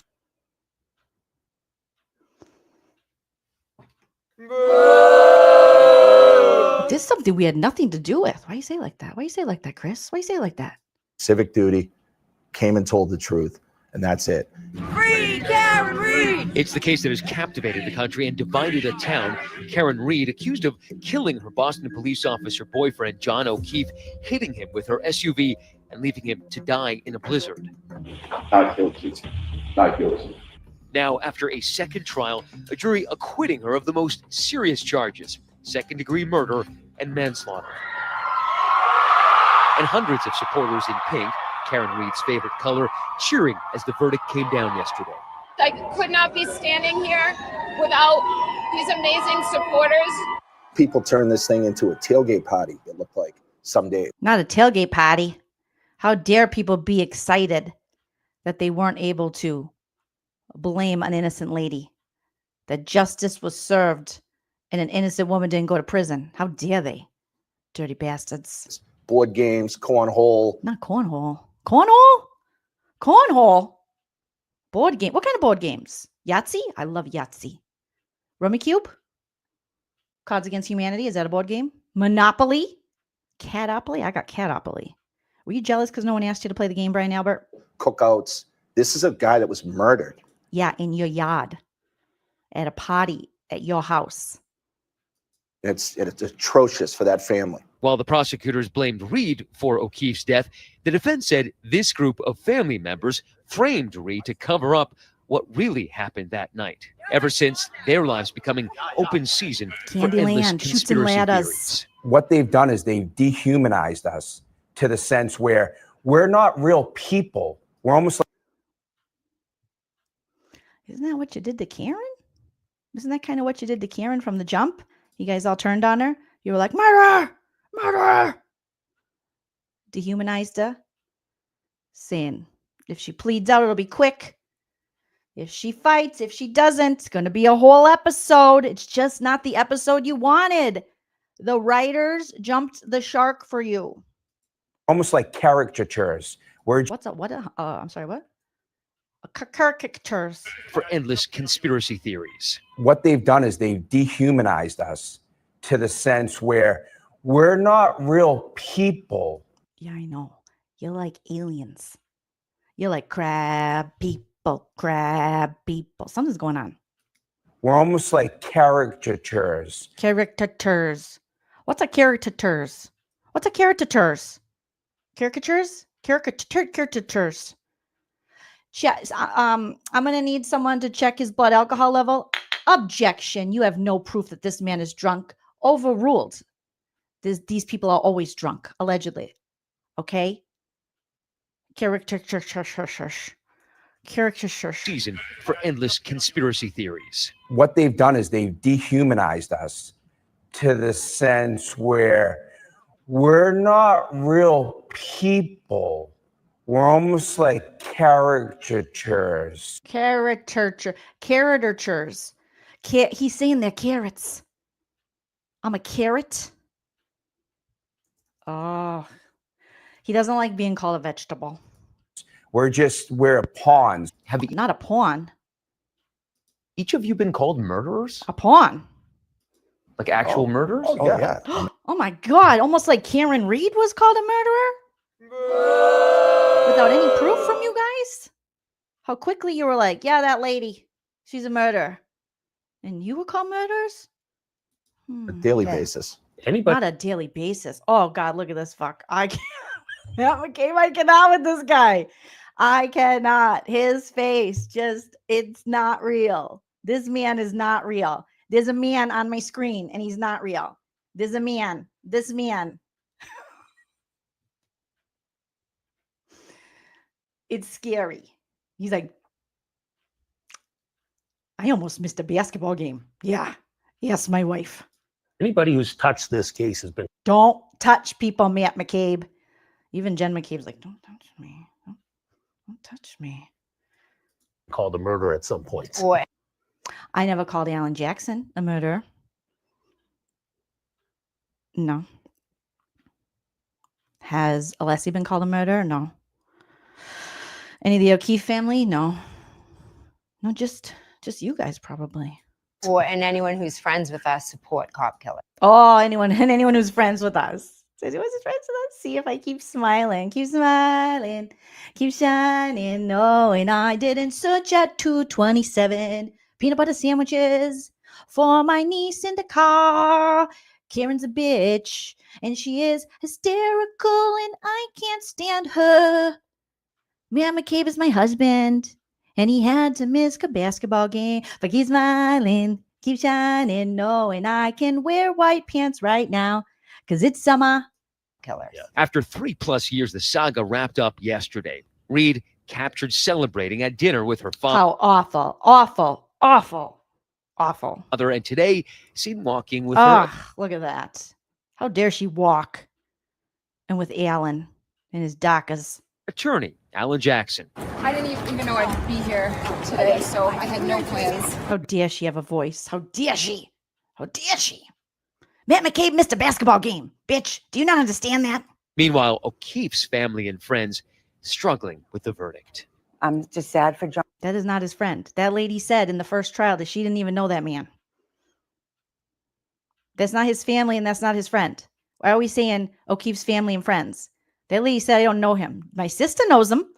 My brother-in-law knows him. My brother-in-law with the face that's like, he's like one of them clowns.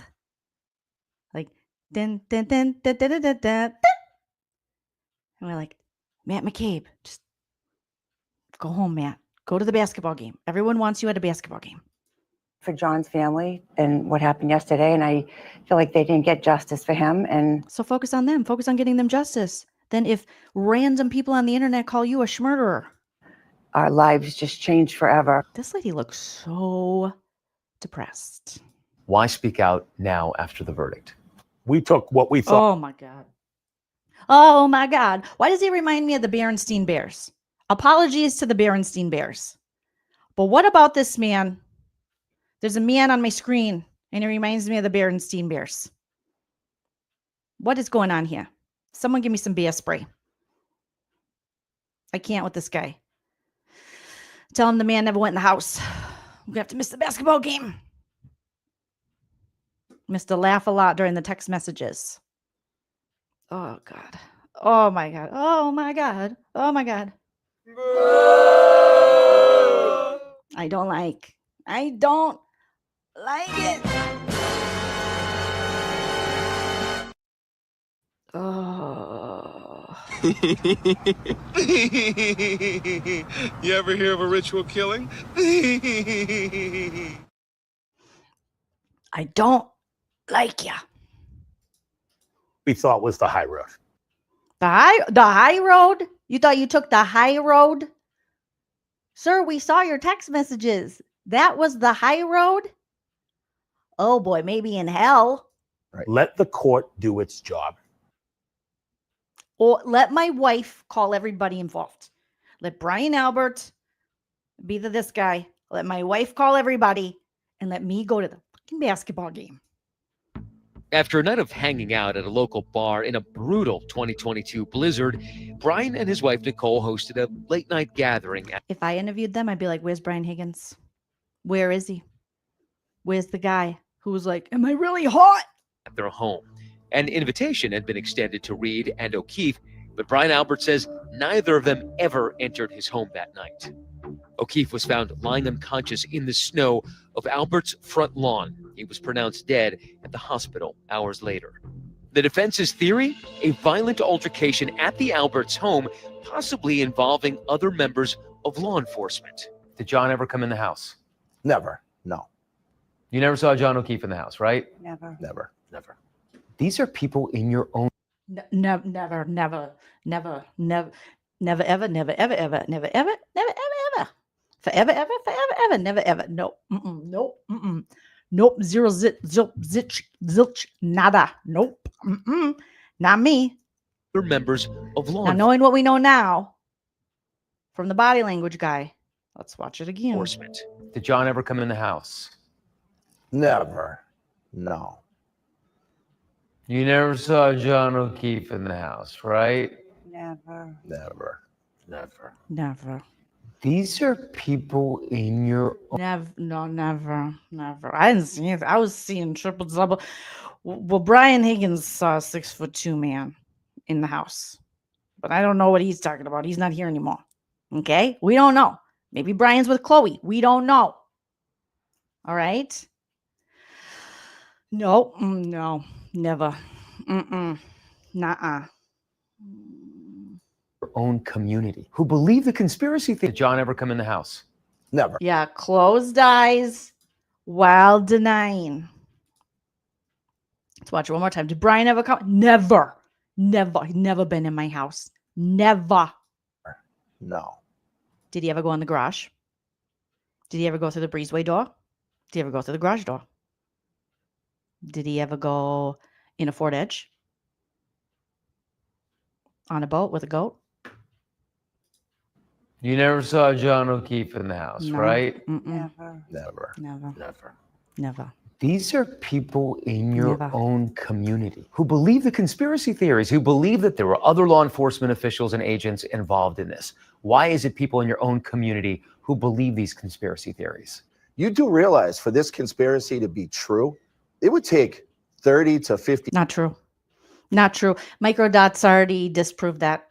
Just watching the case, we've already disproved that. It would only take you guys, a couple other people.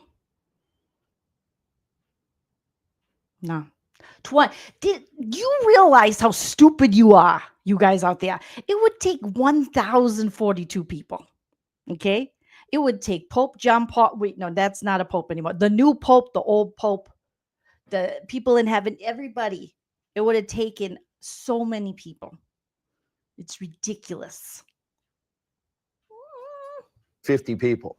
You'd have to have 50 people? Who are the 50 people? Name them. I need my name them clip. If you're going to make that kind of claim, Brian Alberts, I'm going to need you to name them. I'm definitely going to need you to name them. Hopefully I didn't take the name them clip off. Because he's like 40, 50, 60 people. That's ridiculous. Name them. Name them. Well, what Name you 'em. did was ridiculous. Name 'em. Not having. Name 'em. Well, be quiet. So Name let me 'em. talk, Jesus. Name them. Name them. You're going to have to name them. Name them, Brian. And that's quite the jump. 30, 40, 50. Who believe these conspiracy theories. You do realize for this conspiracy to be true, it would take 30 to 50 people.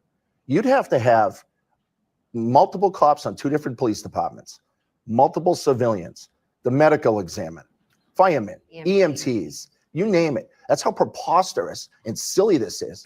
And it's preposterous and silly. It's silly and preposterous. No one has ever hidden anything before, especially not cops. Especially not cops in our area. Wait a minute. Okay, hold on a second. I'm gonna have to look into that. great question. I don't understand how people bought. It's because it's believable. They've seen you get away with stuff. And they're tired of it. Allegedly. Obviously, allegedly for entertainment purposes only. Obviously. Brian Albert says he Firemen, EMTs, Firemen. you name it. That's how preposterous and silly this is. And great question. I don't understand how people bought this. Brian Albert says he and Nicole only found out about John's death when Jen McCabe, who is Nicole's sister, barged into their bedroom. She was just upset and upset. I immediately thought, Brian Albert, why are you trying to take the lead on everything? Do you notice this guy's like upset? Yeah. Yeah. Nicole, make sure you're doing it right. Look at the way he's even looking at her. I am worried for Nicole Albert. Oh my God. Nicole Albert, aka Tan Mom, is like, let me talk, Brian. He's like, oh my God. Control freak much. Let the ladies talk, Brian. Let the girls play. Jesus. thought something had happened to one of her children or one of my children, because why else is she in my bedroom at 6:30 in the morning right now? And what did she tell you? Maybe she just wanted to climb into bed and snuggle. Maybe it's very difficult to sleep next to Matt McCabe.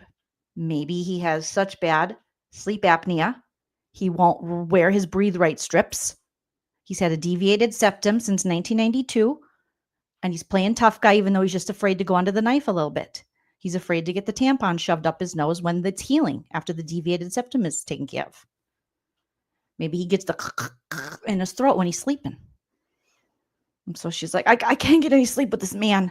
Okay, there's a man asleep in my bed snoring. He's goggling stuff in his throat. I need your help, Nicole. She said, John's out front. I think John's dead out front. She said, John's out front. John's. How come every time we hear this story, it's a little different? It's just weird. I said, what the are you talking about, Jen? I said, what the fuck are you talking about, Jen? What the fuck? Why are we swearing at our sister-in-law? And what did she tell you? She said, John's out front. I think John's dead out front. I said, what the are you talking about, Jen? And I'm like, we just talked to you on the phone at 5:07. What the fuck are you talking about? What the fuck are you talking about? But that was another butt dial. That was another lie, you guys. The 227 search, the 507 call, the call between Brian Albert and Higgins. And we see Higgins at Canton PD with duffel bags going car to car, allegedly on the phone when he said, I didn't talk to Brian Albert, but it lines up that would be the time in which him and Brian Albert have a telephone call where somebody answered for 38 seconds, 30. Who cares? What is time? What is anything? Again, another butt dial. But you had no idea because they were banging at the time in their bed with a German Shepherd who magically disappeared and nobody remembers seeing that night or that morning. It's like, Jen, we just talked to you. I didn't know. You still didn't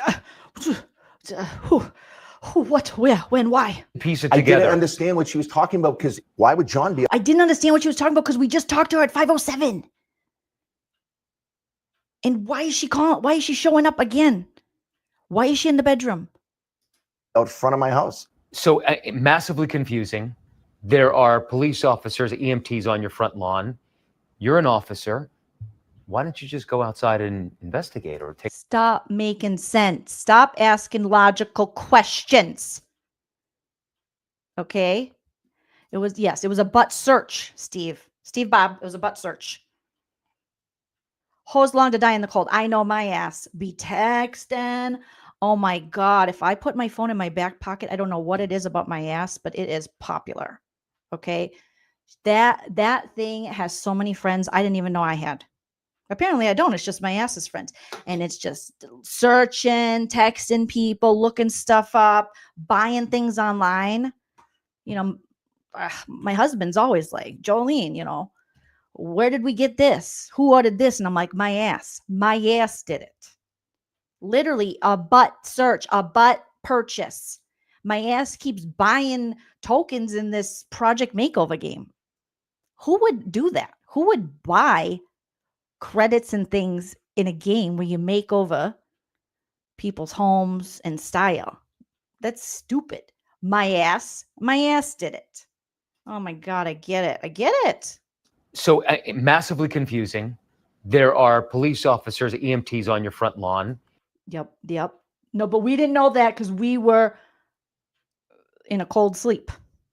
After having sexual intercourse, making love on a 460 count sheets from Kohl's, Sonoma, not to brag. An officer.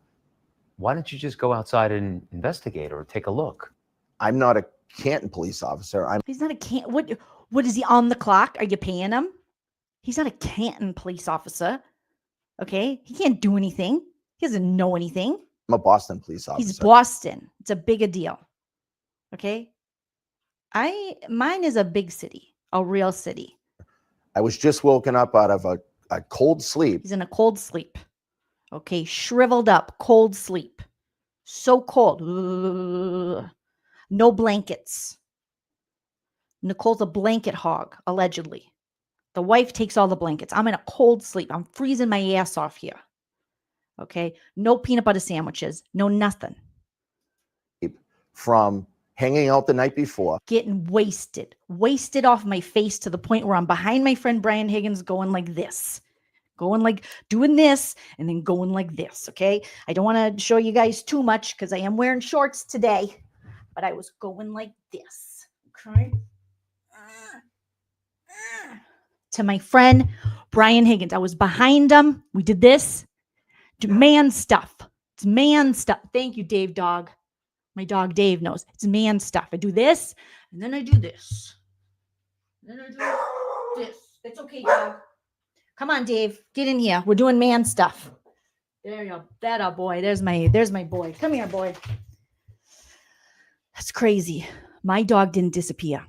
Okay? Justice for Chloe. He was doing man stuff. Then I went home after doing man stuff. And I had sex with my wife. Because I love her. All right? She looked just like this. You know, like, oh yeah, give it to me, yeah. Give it to me raw. We had sex. Then she took the blankets. And I was in a cold sleep. By the time I came downstairs, the police were already in my house. John was already gone. There was nobody to save. I would have taken a bullet for John O'Keefe. What were you doing? Did you have to do your hair? Did you shower? Did you have to wash your balls? How could when Jen went up there, they already had John gone? Were you putting on your makeup? I know when someone's at my door, similar to Jen McCabe, I got to brush my teeth. All right. And call 7 to 10 people. But say I did too. Keefe, because he was a fellow cop. That's the most ridiculous question that people always ask. If it's so ridiculous, why do they always ask it? It makes zero sense. It makes a lot of sense, actually.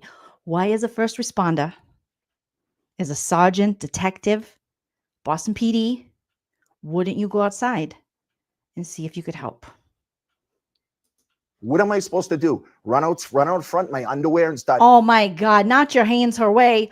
Put on a pair of pants. You know how fast my husband can get ready? It's amazing. We wake up in the morning and we're like, oh, who's going to go get Starbucks? Because we don't have Dunkin' Donuts out here, I don't think. I haven't seen a Dunkin' Donuts. I'd go to Dunkin' Donuts. And he's like, oh, do you want to go get the Starbucks? And I'm like, oh, it's going to take me forever. I got to wake up. I got to do this. I got to brush my hair. I got to go potty. I got to brush my teeth. My husband is zoop, out the door. Out the door. No moisturizer, no nothing. Gone. So I don't understand why you couldn't put a pair of pants on over your Hanes her way. Start running yellow tape around the fire hydrant. Over the course of the... I mean, might have helped. Maybe you could have got a leaf blower out sooner. night, Reed called and texted John 52 times. She then called Jen asking for help to find John. Karen previously... Maybe it was a diaper. He had to change his diaper.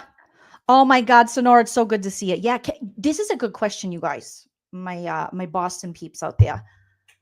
Do you guys know Kenny the cop? Kenny is a Boston PD. He was on Big Brother last season. Kenny the cop. He cried every day for his wife. Every day he did not want to be in that game. But he wanted to be in the game, but he didn't want to be in the game. Kenny the cop. Does he know Brian Albert in the gang? I don't know. Maybe. Telling me she and John had gotten into an argument that night. Would you say that you were angry with John that night? Yes. Could you have been angry enough and slightly drunk because he had annoyed you that in the fit of rage? You know what? Evelyn makes a good point. Sweatpants can be put on in less than a minute. Then throw on shoes and a parka. Shoes and a parka. Well, here's the deal. What if he was wearing a waist trainer to bed? Takes a minute to get off a waist trainer. Okay. And if you got a diaper, allegedly, obviously, we don't know. You got to change a diaper. What if you had a maxi pad? He's got to make sure that he folds it up. What if you had a tampon?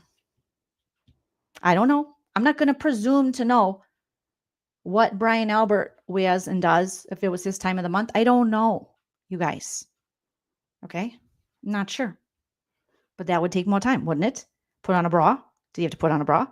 Because sometimes to get this bitch on, it takes forever. You just backed up and Never. tried to tap him. Would Not never to try to kill him, but try to... tap him with my 6,000-pound full-size SUV. To hit John's body with my car. No. I spoke with a juror tonight who told me she believes a collision did not occur. Overall, a lot of the evidence had caused reasonable doubt, and that was enough for us not to convict. Oh my God, these jurors, can you believe it? There was reasonable doubt. The prosecution wasn't able to prove to them that Karenread was responsible for this or that this man died from a collision, and so they couldn't convict Karenread. I can't believe these people. I can't even believe them. We better get on Twitter and fat shame them. We better hurry up. A little after 6 a.m., Karen found John's body in the snow. Jen called 911. 911, what's emergency? There's a man passed out in the snow. There's a man. There's Jen McCabe. There's a man passed out in the snow, and I gotta get to Dunkin' Donuts. There's a man. There's a man. Why do these people never say John O'Keefe's name? This was your friend. It's always telling the guy didn't go in the house. There's a man passed out in the snow. There's a man. It's weird. John's body in the snow.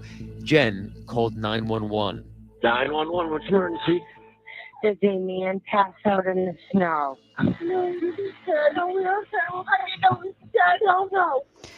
There's a hysterical bitch next to me who's his girlfriend. Me and Carrie Roberts have been telling her to shut up all morning. I threw a peanut butter sandwich at her because I had some in the back seat. She's like hysterical just because she can't find a boyfriend. Okay, and now we found him, but I'm just going to say it's a man passed out in the snow. Can you come and get this hysterical bitch? Oh my God, she's driving us nuts.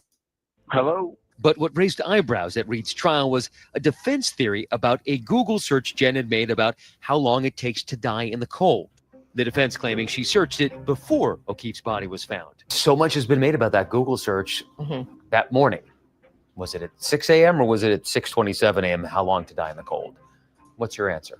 She asked me to do it at outside of Fairview at 6. She looks very... Where are they like this? Except for Brian Albert, who's like... He's like bottom teeth angry. You know, that kind of angry where your bottom teeth are showing. You're like, My mom used to get the way she pick up the goddamn house. Pick up your stuff. Tired of it. You know, that's when we knew Nana was pissed. She's like, But everyone else is like, That morning. Look at Matt. They said that morning, and Matt McCabe smiles and looks over at his wife. The same guy that didn't get in the car. There's a nor'easter. His wife's headed out to go find their friend with Karenread and Carrie Roberts. And he's like, I'm going to keep sleeping. I'm so tired. Do you see Matt McCabe looks over at her and is like, yeah, talk about that morning, that wonderful morning. Search Jen had made about how long it takes to die in the cold. The defense claiming she searched it before O'Keefe's body was found. So much has been made about that Google search that morning. Do you see him? He's like, yeah, the Google search. Was it at 6 a.m. or was it at 6:27 a.m.? How long to die in the cold? What's your answer? Yeah, I search stuff. Yeah. She asked me to do it at outside of Fairview. At Brian, is Brian looking at me? Brian, she asked me to. Brian, is Brian look? Okay, she asked me to do it. Brian, is Brian okay? At whatever 6, whatever. View at 6:20, whatever it was. Doesn't matter how much I say about it, people will not believe it. Doesn't matter how much I say it, people will not believe it. It's just because it doesn't make any sense. And like Judge Judy says, if it doesn't make sense, it's probably not true. The group also hoping to Justice for Chloe, justice for Chloe. clear up rumors regarding the Albert's dog, Chloe, who had been rehomed after the incident. The defense claimed the dog was involved in O'Keefe's death. Those wounds were inflicted as the result of a dog attack. What? An expert who has tons of experience with dog bites, scratches, and attacks? Telling us what we see before our very eyes? How dare she? Those marks are from teeth. They've known for... Why are you so happy, Matt McCabe? Are you at a fucking basketball game? Why are you so happy? Why is this man so happy? There's a man too happy talking about schmurder. There's a man. 2 years where Chloe is. The state... They said we have not known for 2 years what Chloe is. Word on the curb is you told him right before the trial, you never produced any proof or evidence or gave the name of the person who allegedly has Chloe, which a lot of people refer to as Jesus, God, heaven, justice for Chloe, all dogs go to heaven. Boo these people. O'Keefe's death. Those wounds were inflicted as the result of a dog attack. Those marks are from teeth. They've known for 2 years where Chloe is. The state shared it with them. So if they wanted to take DNA evidence from Chloe the dog and match... Prove it because they're saying not true. And the lie detector determined that was a lie. Yeah, right. Why'd you rehome your dog? That's a crime within itself. What happened that you rehomed your dog? Because your neighbors said that your dog, yes, was prone to attack people, which is an issue with you and your training and such. See, Dave Dog's pissed about it. But why did you rehome your dog? match it to possible DNA evidence on John O'Keefe, they could have matched. Absolutely. But now with the trial behind them, they say they're still faced with threats against them and their families, but hope to continue calling this community their home. You get down, you get depressed, and it's like, but this is the town we like grew up in. Like, we didn't do anything. Oh my God, smash that like. I think Dave Dog needs to do a TT. Some of us are responsible pet owners. Brian Albert and Nicole Albert, how dare you just give away your dog like it's nothing. All right. Smash that like. Quick commercial break. I'll be right back. Chen! Chen! Chen! Chen! Chen! Chen! Chen! Chen!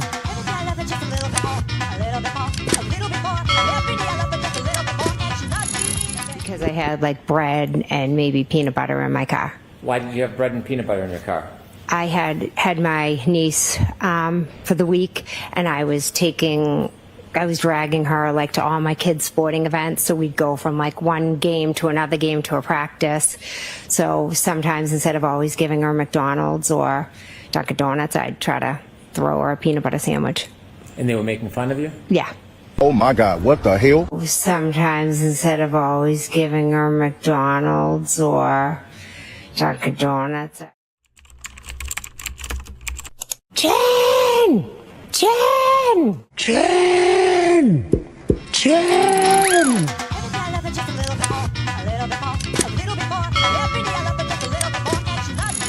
Because I had like bread and maybe peanut butter in my car. Why did you have bread and peanut butter in your car? I had my niece for the week, and I was dragging her like to all my kids' sporting events. So we'd go from like one game to another game to a practice. So sometimes instead of always giving her McDonald's or Dunkin' Donuts, I'd try to throw her a peanut butter sandwich. And they were making fun of you? Yeah. Oh my God, what the hell? Sometimes instead of always giving her McDonald's or Dunkin' Donuts. Jen! Jen! Jen! Jen!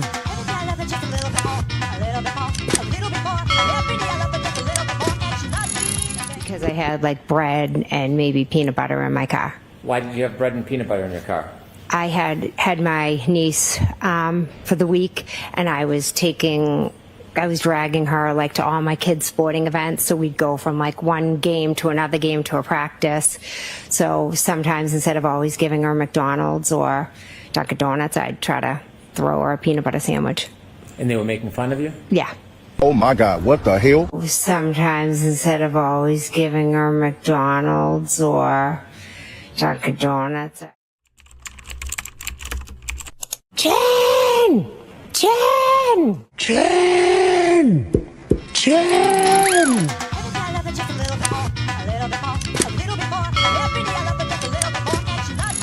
Because I had like bread and maybe peanut butter in my car. Why did you have bread and peanut butter in your car? I had my niece for the week, and I was dragging her like to all my kids' sporting events. So we'd go from like one game to another game to a practice. So sometimes instead of always giving her McDonald's or Dunkin' Donuts, I'd try to throw her a peanut butter sandwich. And they were making fun of you? Yeah. Oh my God, what the hell? Sometimes instead of always giving her McDonald's or Dunkin' Donuts. Jen! Jen! Jen! Jen! Because I had like bread and maybe peanut butter in my car. Why did you have bread and peanut butter in your car? I had my niece for the week, and I was dragging her like to all my kids' sporting events. So we'd go from like one game to another game to a practice. So sometimes instead of always giving her McDonald's or Dunkin' Donuts, I'd try to throw her a peanut butter sandwich. And they were making fun of you? Yeah.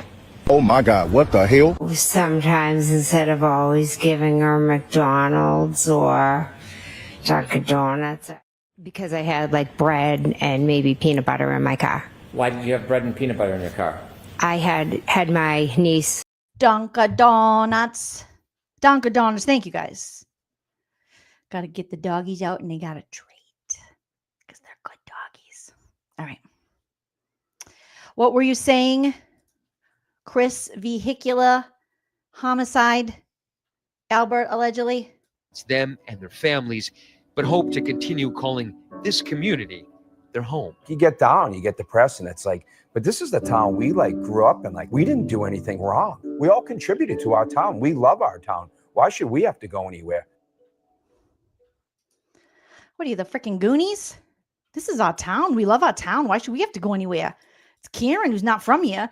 Every interview they do, every statement they put out just proves and adds to more speculation and proves that they do work as a unit of people. They work as a group, as a colluded group for nefarious reasons, allegedly. The fact that they have to always answer together, always interview together, everything's together, always text together. They could never fight the fight on their own. So they follow Brian. It's pretty clear, right, Silly Goose? They follow Brian. Okay. Now, today, the juror from the Karen Read trial, the four-person, I think that's what they call him. He was on the Today Show. Now we're going to play it, even though some more today I think is NBC, right? NBC Universal is the worst for any kind of commentary. They struck my last video and I had to remove it. So if you watch my last Karen Read update, my last Judge Joleen, part of it will be missing because NBC Universal was like, you can't use all clips. It's like, ugh, are you the news or what? A what? Care Bear says, I love peanut butter with my, peanut butter. I love Reese's peanut butter cups. Okay. So what I'm going to do, I don't know how to get around their freaking weirdness. Okay. NBC Universal. Because they're losers. So what I'm going to do is I'm going to add a little background music. Okay. Some acoustic, cinematic background music. Hopefully it's not maybe a little lo-fi. Hopefully it's not too loud for you guys. And we will play that with the interview with the juror. All right. See if that works. Give me a thumbs up as soon as you can hear the audio on this. More new reaction to the Karenread trial. Public perception still mixed. Nearly a week after she left court, a free woman acquitted of killing her Boston police officer boyfriend. This morning, the special prosecutor is breaking his silence, and now the jury foreman is about to share what it was like leading the deliberations in his first live interview. Get it, jury foreman. Now they're going to say, we're not going to give his name because he, a little anonymity. However, we know people will and can find it. They didn't give his name. So you would have to go actively seek that out or know this man by sight. So they give a little, intro to the case, stuff we already know, and then they're going to interview this man. Okay, and this is Savannah Guthrie, and I forget the other guy's name, but this is kind of, you'll see from their questioning, it's just like, oh Jesus, no wonder people are going to different media sources when you see these two interview this guy. Foreman in the retrial, also known as juror number 1. And sir, you've asked us and we've agreed to keep your name private for confidentiality reasons. So with that, we say good morning. And can you just take us into this jury room and how the jury came to the conclusion it did? Collectively together, we looked at all the evidence that we was presented with, and we made our decision off of that. We didn't, at first, some had their own personal opinions on what the case should be or whatever, and was trying to go down like a personal feelings and stuff like that. And we had to stick to what evidence we had in front of us and go with that. So it was more or less just trying to figure out that part. And it took us a couple of days to really get the gears going, but when we did, it was smooth trails after that. So he's like, we just had to look at the facts. We had to look at the evidence in front of us, figure it out. It took us a couple days, but once we got it all down, reviewed it all, smooth sailing. Sir, to that point, the evidence, was there a singular piece of evidence that seemed... Your tag is showing, sir. Do you see the blue suit guy? His tag is showing. To move the majority of the jurors in the room, or were there multiple pieces? It just was it was the whole case altogether, all the pieces, testimony, witnesses, and it just a lot together. And people had questions. We used the evidence to answer their questions, and we didn't try to go down these rabbit holes where we're just getting lost in what all these other things that was thrown at us in court or whatever, and we just had to lock down and figure it out through the evidence. Yeah, he's like, we didn't want to go through all these little things and little Hank Brennan's little snide remarks, and we just wanted to look at the evidence and make the best decision and decide whether we thought the prosecution proved beyond a reasonable doubt that Karenread, in fact, did this. Sir, I asked one of your other fellow jurors this question. It's a very fine distinction. In your opinion, is Karenread innocent? She didn't do this? Or is it just that the prosecutors did not put on enough evidence to convict? This question, I feel like every news agency has asked this question. Do you really think, okay, sir, hi, Savannah Guthrie, hi. Do you like my glasses? Jolene has a similar pair. They're called serial killer glasses. Anywho, do you really think Karen Read is innocent, or did the prosecution just not able to prove to you that she's guilty? But overall, she's guilty. You know what I'm saying? Every single time. A very fine distinction. In your opinion, is Karen Read innocent? She didn't do this? Yeah, that's what they decided.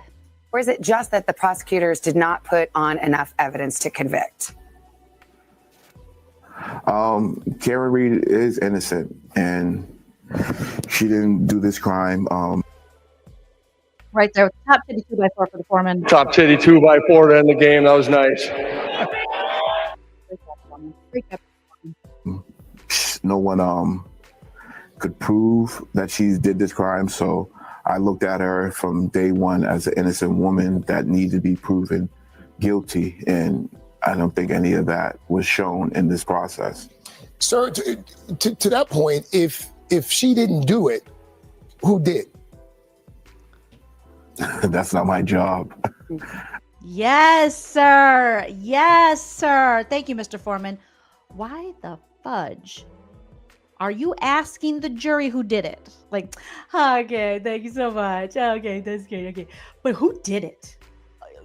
You think these random people getting paid 3 pennies a day, having to take breaks from their life, listen to all this shit, then get judged online for their decision, is there to also investigate? Why don't you ask the people who are supposed to be investigating this shit? They're like, can you tell us who did it? They are not here to say who did it or who did not do it. Nobody knows at this point. How could he answer that? All he was asked to do is, did Karen Read do it? This question is so stupid. Why would you ask the jury? And that's how they've kind of gotten some of the jurors, you know, these like quick sound bites to be like, see, Paula said that she thinks maybe the car did like just clip him a little bit, but that's not how he died. See, they're stupid. Sir, to that point, if she didn't do it, who did? Why don't you answer that? Why don't you do some journalism and some investigation? You do that. Why doesn't the Today Show get off their ass, take off their expensive suits and dresses? Well, I mean, don't get naked. Brian Albert might like that. But you know what I'm saying? Go put on some hiking shoes. And why don't you guys look into this shit? Why don't you journalisms? Do the journalisms. Investigative journalism. Remember that? Remember when that was a thing? That's why I went to college for journalism in the beginning. I thought, oh, yeah. I'm going to like dig into stuff and be like a detective, but not. Because I don't want to see stuff that's too gross. And now journalists are like, we just need to get a quick clip for our advertisers. Why don't you look into it, sir? That's not my job. So, I mean, something did happen to Mr. O'Keefe. That is way above his pay grade. They do not pay jurors enough to also find the real murderer. And it's foul play or whatever you want to say, but there was no evidence to even, through multiple witnesses and testimony by his autopsy and everything, it was still, no one said to solid evidence that there was a collision or he got hit by a car. So you don't think she actually hit him with everybody? You don't think she hit him with the car at all? No, go ahead. You don't. Can you stop interrupting? Can you stop interrupting? Let the foreman speak. He's getting his thoughts out. So you think he hit him with the car? You think he hit him with the car? You don't think he hit him with the car? You think he hit him with the car? He's not done. He has not stopped speaking, sir. To solid evidence that there was a collision or he got hit by a car. So you don't think she actually hit him with the car? Everybody. You don't think she hit him with the car at all? No, go ahead. You don't think she hit him with the car at all? No. No, I don't. Not with the evidence that was put in front of me and what we heard over. I love how dumbfounded these journalists like. You don't think she hit him with the car? But all the sound bites said she hit him with the car. I mean, you don't think she? He's like,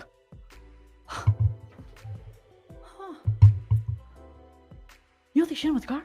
Obviously not. They acquitted her. They found her not guilty.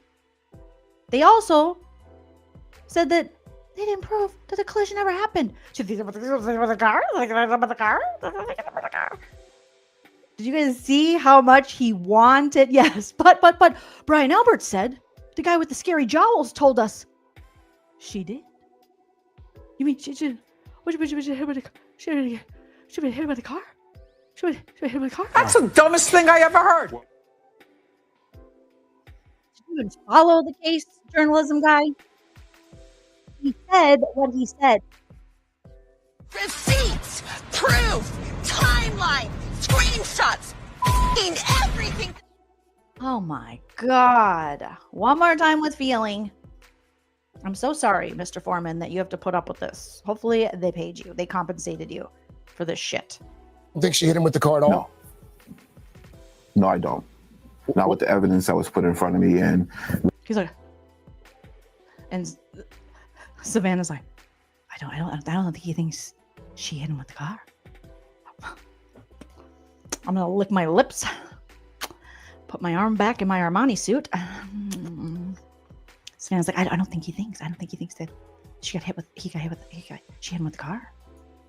what we heard over everything. I think she hit him with the car. All evidence that there was a collision or he got hit by a car. So you don't think she actually hit him with the car? Everybody.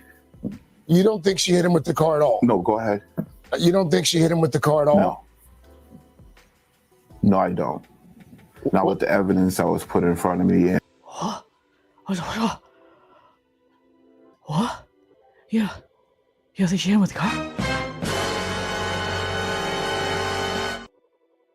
Yeah. No one really thinks she hit him with the car. Even the autopsy doesn't think she hit him with the car. The medical examiner doesn't think she hit him with the car. That he died from being hit with the car. The only person that thinks that is Judson Blue Man Group Welcher, who got paid to think that she hit him with the car. Very well, by the way. Like $400,000 to paint a taillight blue and buy a Lexus of his own that he's going to resell in California and make a lot of money off of. And you guys are going to be so jealous. Okay? And what we heard over everything, no.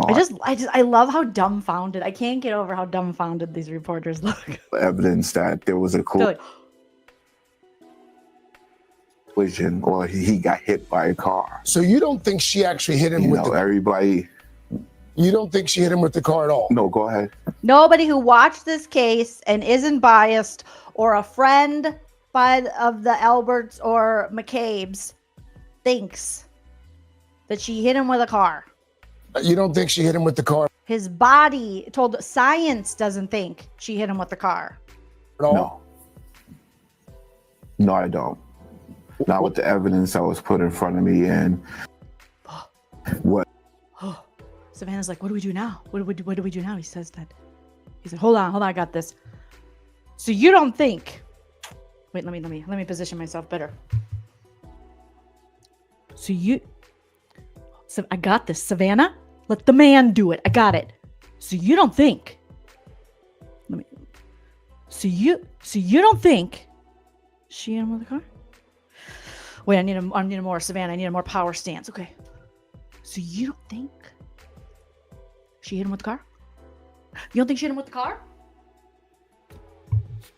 You don't think she hit him with the car? You don't think that? Or even when I put my arm back this far, do you think it? How about now? Did she hit him with the car? You can't see me. I'm off screen. You don't think she hit him with the car? Hold on. Let me Savannah, I got this. Take your anthropology dress away. You don't think she hit him with the car? You don't think she hit him with the car? You don't think she hit him with the car? Are you sure she didn't hit him with the car? Did she hit him with the car? You don't think she hit him with the car? Okay, all right, we got a problem here. What we heard over everything, no, I don't. Were you aware? However, I'm Savannah. I'm going to get. Were you aware that she hit him with the car? I did good. Of just how high profile this case was. Why are they looking at each other like that?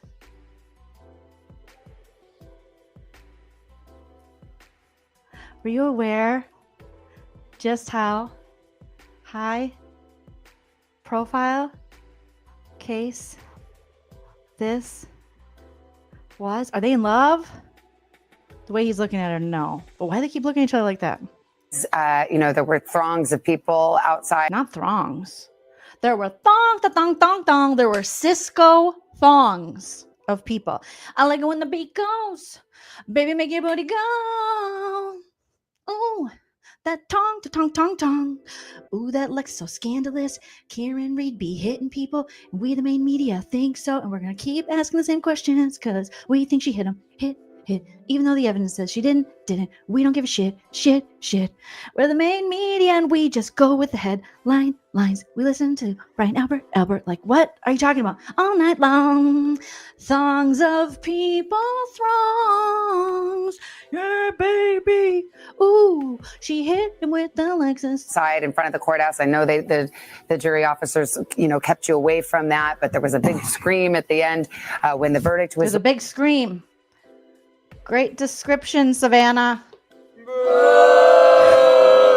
Savannah! There's a big scream.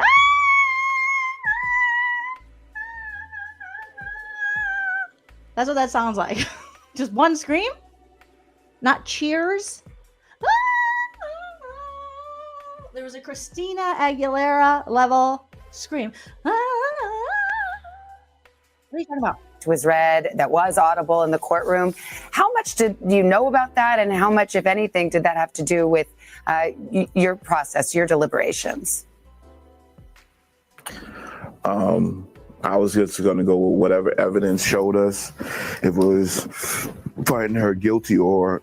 You are giving this man acid reflux, okay? And I understand. How many times does he have to say, we looked at the evidence. The evidence didn't prove what it was supposed to prove, that Karen hit this man beyond a reasonable doubt, that Karen did this. There was too much reasonable doubt, and that he was hit by a car. We went with the evidence. The evidence didn't prove anything. The science told us otherwise. Yes.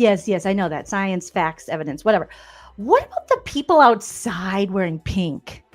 That probably influenced you and made you, huh? Not the lack of evidence or scientific facts or proof or anything, but it was probably not the fact that the prosecution had people painting themselves blue and running themselves in the cars wearing John O'Keefe's clothes. It's probably the people, those crazy people outside screaming, going, ah! Right? Finding her not guilty. How about that woman with the dark hair and the spikies who was like, I think Karen Read is innocent and I'm going to go to Dunkin' Donuts later and celebrate with some donut holes and an iced coffee with almond milk because my sister lives in California and I went out there one time and they gave me this stuff and they said, you want almond milk? I said, what the fuck is almond milk? Turns out you can milk those little fuckers. Those little nuts, you just milk the nuts. I said, how do you milk a nut? And my sister said, don't ask questions. I said, I'm asking questions here. Okay, Beth, you shut up just because you've been in California. I didn't trust it. I said, I want the udder milk. Not the other, the udder. Then I tried the almond milk. It's fucking delicious. What can I say? It's fucking delicious. So good. It's the fucking best. Wow, now I get it all the time at Dunkin' Donuts. Okay, but free Karen Read. I'm so happy. So happy. And we were just going to go with the evidence. And at the end of the day, when I came in on Monday, I established to everyone, I just want everyone to feel like they're heard 100%, their thoughts, their process is being heard also in that process. And everyone felt at the end of the deliberations that everyone felt good about the decision that we all collectively came together with. So in the end, there is still a mother who lost her son, Officer O'Keefe. What do you think justice would look like for the O'Keefe family? Again, why are you asking the jurors this? That is not their responsibility. Why don't you ask the DA? Why don't you ask the prosecution? Why don't you ask the Commonwealth? Why don't you ask Bev? Why don't you ask the police to get justice? This poor man is telling you, I did my job. Someone looking into it. The Alberts, the McCabe's, Colin, Justice for Chloe, Brian Higgins, Brian Albert, the gang. Further, but looking into it further with the evidence that you already have, and then you finally find a possible person, there's going to be the same. Are you guys this bad at the policing that now we got the random jurors?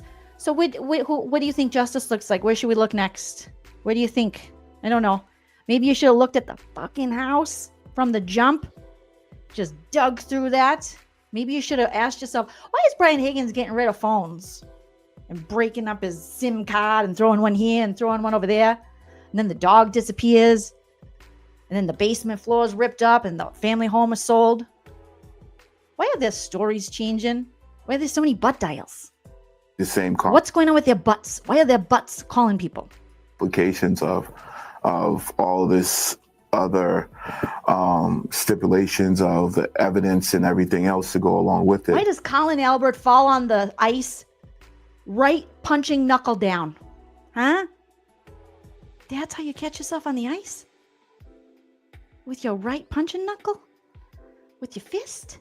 So it's just hard. And to put a mother through that and a father and a brother and the whole family through that again it's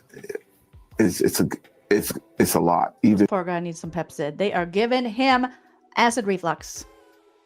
Sir, Pepsid, send him a box and some money. me being there for 8 weeks and 9 and just sitting and watching the videos and seeing the tape and everything, it's a lot to see your loved one go through that. So All I've seen from this jury is they're so empathetic. The way they describe it, this how much they talk about how serious they took their responsibility as jurors. I mean, it's fantastic. I don't know how I would be on a jury. I've never been on a jury. I've been called before and they never picked me. I wonder why. I don't know. I would get bored. You know, I would be antsy-pantsy. How do I know I wouldn't fall asleep? Or my stomach's crawling. I need a snack. I don't know. Yes. But these people are so profesh. It's a lot for the jurors as well. It's a community service that. Yes. Wow, we finally recognize a lot for the jurors as well. It's a community. Yeah, it is a lot. They're not getting paid the big bucks like you two sitting there. He didn't get paid the big bucks like you two. As citizens are asked to do, and as a foreman in particular, no one gives you a manual and tells you how to deliberate. Definitely not Auntie Bev. Auntie Bev was like, figure it out. I don't know. I have to tell you that I can't help you. Is the verdict slip very confusing? Yes, but that's how we do it here. So check over here and then check over there and then go around the corner, dig under a rock, but it has to be a certain kind of rock. You're going to dig under that rock and you're going to find another slip. If you dig under the wrong rock, she's guilty. The right one, she's not guilty, but not yet, because then you got to find the other form that we hid in the men's bathroom, but you can't go in there unless you're a man. Okay, so the women automatically are going to vote guilty then. But if the man finds a slip and he says there was a man in the snow and Karen Read is a bitch, and you check the box that Karen Read is a bitch, and then you make it into a paper airplane and you're able to fly it across the street, can't hit the street, it's got to hit the grass across the street before Hank Brennan grabs it, spits on it, cries on it, and eats it, then she's still not guilty. But if you can't do that, then she's guilty or we have another hung jury. It's that easy. It's that simple. Great. So thank you for your service. Thank you for being here, Mr. Foreman. We appreciate it. Hey, thanks. Oh, I would have preferred Al Roker to give that interview, Al. I would have preferred to hear about the weather, Al. Tell your friends, Al. They're really embarrassing themselves over there. They're embarrassing themselves. Oh my gosh, you guys. Ocean Pal says, I never knew Colin Albert had beef with John. where he kept taunting John and trespassing on his property, and they would get into arguments how they protected Colin to say he wasn't at the house. It's crazy that Bev just decided we are not talking. You can bring up Brian Albert. You can bring up Brian Higgins. But you can't talk about Colin Albert. Is that her godson or something? Very weird. Very schweird that Colin was able to be discussed and go on the witness stand in the first trial, but in the second trial, very strange. With her answers, she made sure to check on Brian. Why check on Brian? Oops, I was like, why is that playing again? Well, Jolene, because you opened it up. All right, so let me turn down the background music on this. Oh my goodness. All right. What else we have here? All right. Here we go. I think I sent it to myself. Smash that like if you haven't already. You guys are all wonderful, beautiful pumpkin spice babies, and I appreciate each and every one of you. Okay. So apparently there's a lady. Turtle Boy was tweeting about this Sherry. We got Sherry. Now, is Sherry, let me look. Is Sherry the one who's on Court TV all the time? Sherry. No, this is a different lady, I think. Right? Okay. Talk about harassment. Okay. The McAlberts are like, oh, we're being harassed. Oh, we're being harassed because we're shady shaders, allegedly. But really, everyone's like, oh, the free Karen Read freaks. Look at these freaks. Horrible. Horrible. Look at what they're doing. Horrible. Well, apparently, it's not just these free Karen Read freaks, as they like to say.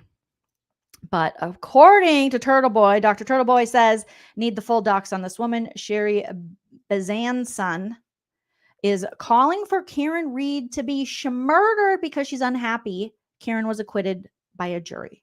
This is domestic terrorism. Sherry should be in jail. I need family members' names, workplace, everything. We're not putting up with this. So this lady allegedly wrote this. She said, the O'Keefes will never win a civil case either. We already saw the 2 trials lose. I hope someone on our side takes Karen Read out literally. She doesn't deserve to live. What?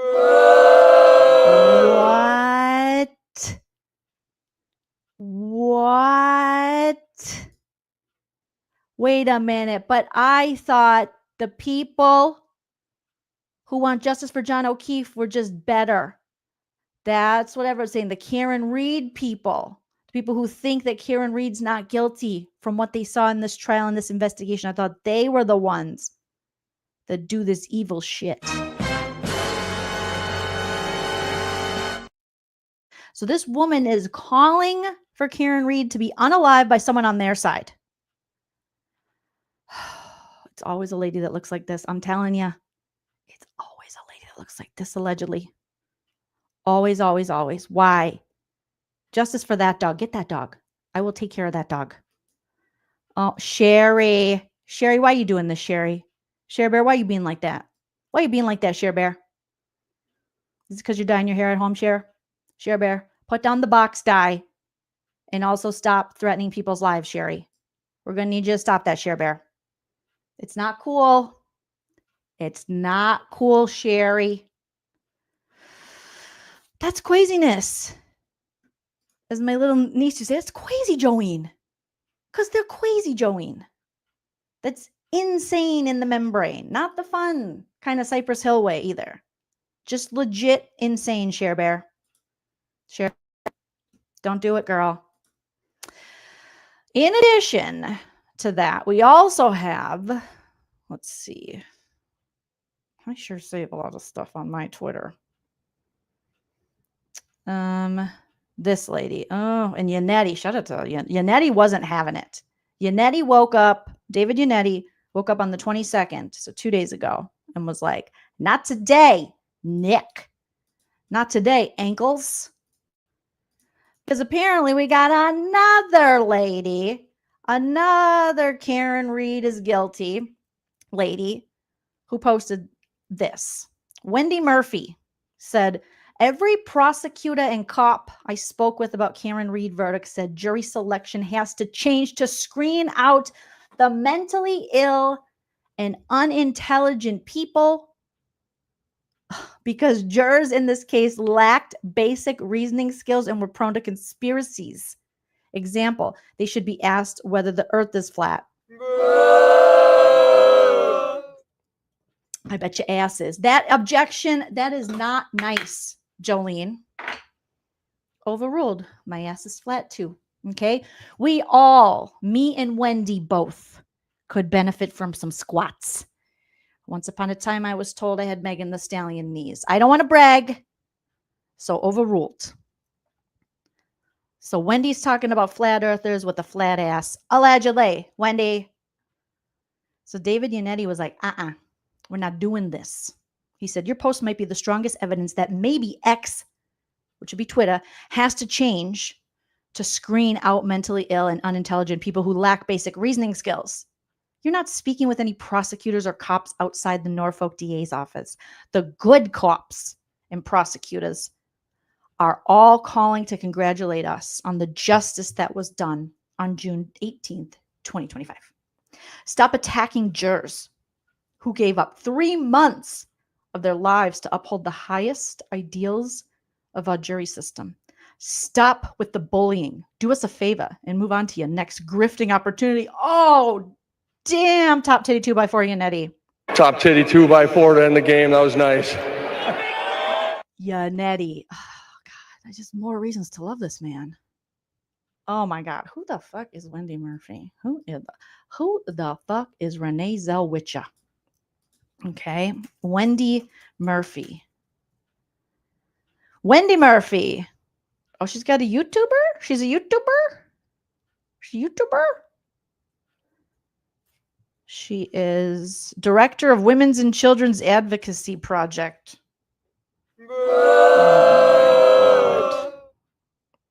Except if you're Karen Read. That woman doesn't count. New England law. Oh, so she's a professor, ex-prosecutor.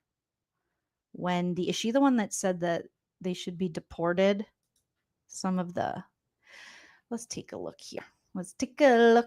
It's in a book. Wendy Murphy. Wendy Murphy, what's going on here? What's going on here, Wendy? Why can't we be good people here, huh? Okay, let's see. Wendy Murphy law. And justice for some. Oh, she's got a book. They always got a book. They always got a book. I'm going to write a book. Why Wendy Murphy sucks. Okay. Why this isn't helping. So here's Wendy Murphy. She loves the Constitution and civil rights, except for if it's Karen Read. Why do men take credit for women's work? Okay, let's see what she's saying.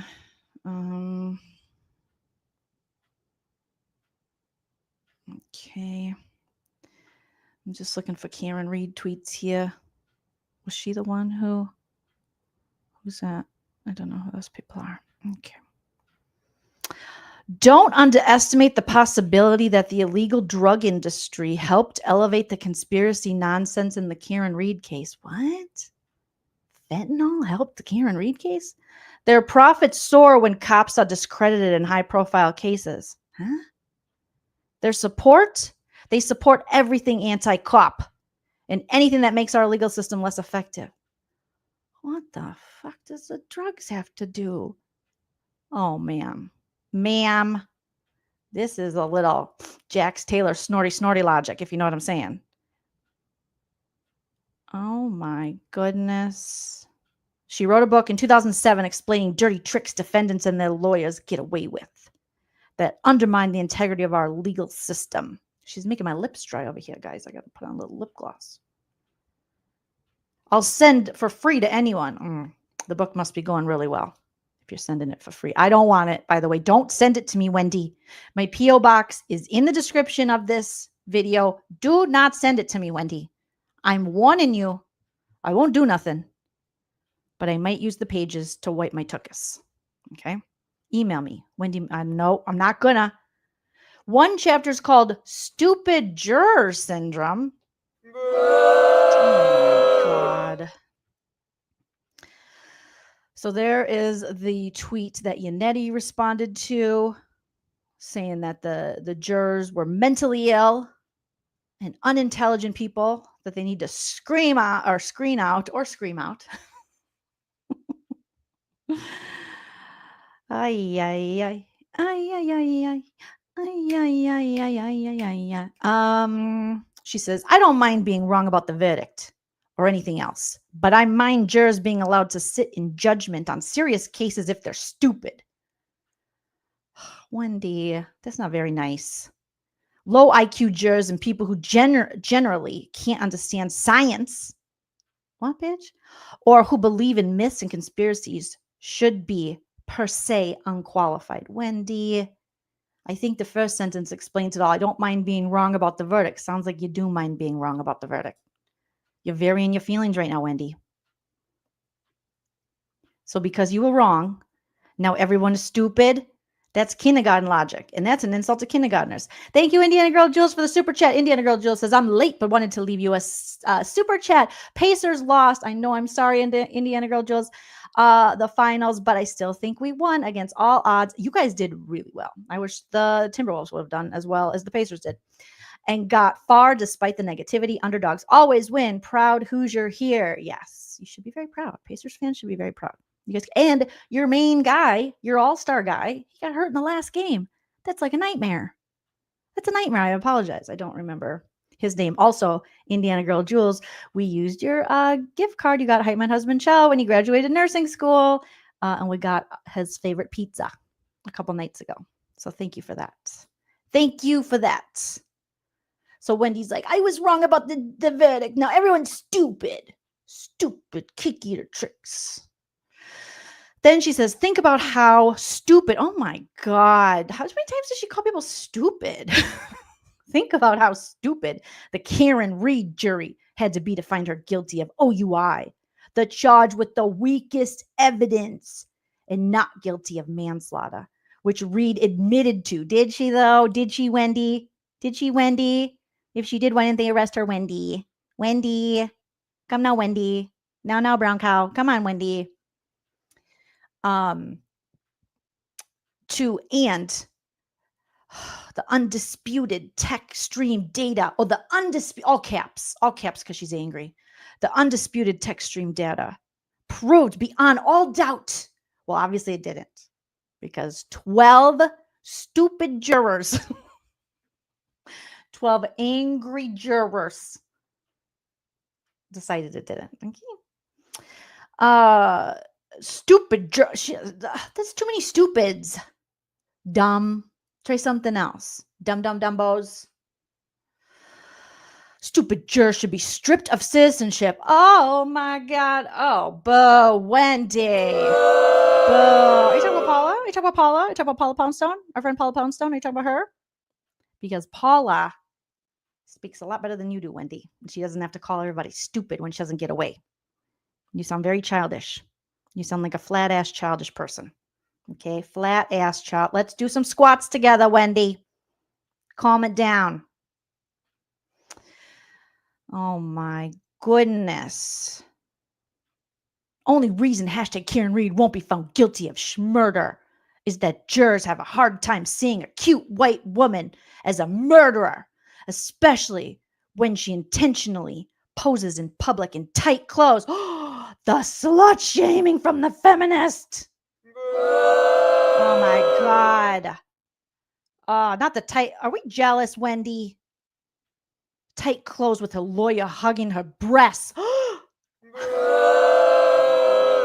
This is satire. Eroticizing female defendants is a tactic. Are you really turned on by Karen Read's Hillary Clinton pantsuits? You must get such a bona for Hillary. Oh, what about you? Let's look at your slutty outfit, Wendy. Oh my God, look at that. Oh my God, you whore. Oh my God. Is that a V-neck? Do I see partial cleavage? Look at how tight those pants are, Wendy. And you pull your hair back with your glasses to look like, I know that look. I do it to my husband sometimes. Like, oh, it's my sexy librarian look like, oh God. Oh, sorry. I'm having a hard time being sexy. Oh, I was just reading something while making you a sandwich. Look at me. I know that look. I know what you're doing there, Wendy. We know what you're doing. And that Wendy's a slut name. That's what they say. That's what they say. Any last words before we never speak again? Gwendolyn's the proper name. Wendy's the stripper name. Apologies to Wendy's. Also, there's nothing wrong with strippers or Wendy's Frosties. Okay? It makes sense if you don't think about it. This song's dedicated to you, Wendy, because you're being a dick. I know you got the vagina, but you're being a dick. Don't be a dick. You're being a real dick. Stop being a dick. You're being a dick. Don't be a dick. That's what you're being.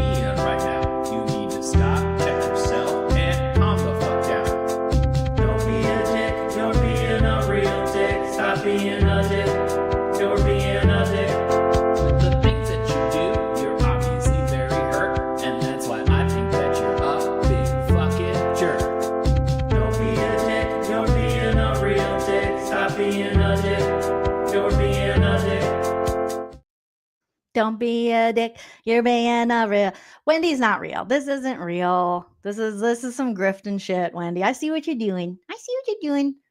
Trying to make the headlines, say the crazy stuff, because who would say that? That's ridiculous. Then she hugged her attorney's nipple to nipple, areola to areola. That slut with her tight pantsuits. She wore baby blue for boys. She got a blue one for little boys and a pink one for little gals. Okay? It was nipple to nipple. They touched areolas. Sounds like she's boning out for Karen Read. Tight clothes with her lawyer hugging her breasts. Did we see Alan Jackson or Yannetti just hugging her breasts? Were they like, Karen, congratulations. Yeah, Karen. How do you just hug breasts? How do you hug breasts? I guess you'd have to grab them, but they're attached to your body. So I'm going to try to hug my boob. I guess you could. You can hug your own boob. Me and my husband, Chell, are going to have to test out this theory. We're going to Judson Welch this. I'm going to present him with my tots and say, can you hug my breasts? Eroticizing female defendants. Ugh. Wendy, let me take a look at some of Karen Read's slutty outfits. Okay, Karen Read outfits. God, I didn't even think about that. Oh my God, look at this. Oh my goodness, you guys, she's right. Look at these hoary outfits. Horse, all of them. Look at this. Oh my God. Oh my God. Oh my God, what a slut. Look at that. Look at that outfit. What? You know where those buttons are? Over her boobies. Look at Paul O'Keefe. He's boning out back there. Looking at Karen. She's got her eyes closed. Yeah, because that's what women do during sex. That's what Wendy does. Wendy's like, she's got her eyes closed. Because that's what I do. I close my eyes and pretend it's not happening. Okay. With my lovers. Allegedly, I don't know if Wendy's got a wife, a husband, what Wendy's got. So we got that slutty outfit. Karen, look how tight that jacket is. So tight. I can't even see her anatomy. Oh my God. Wow.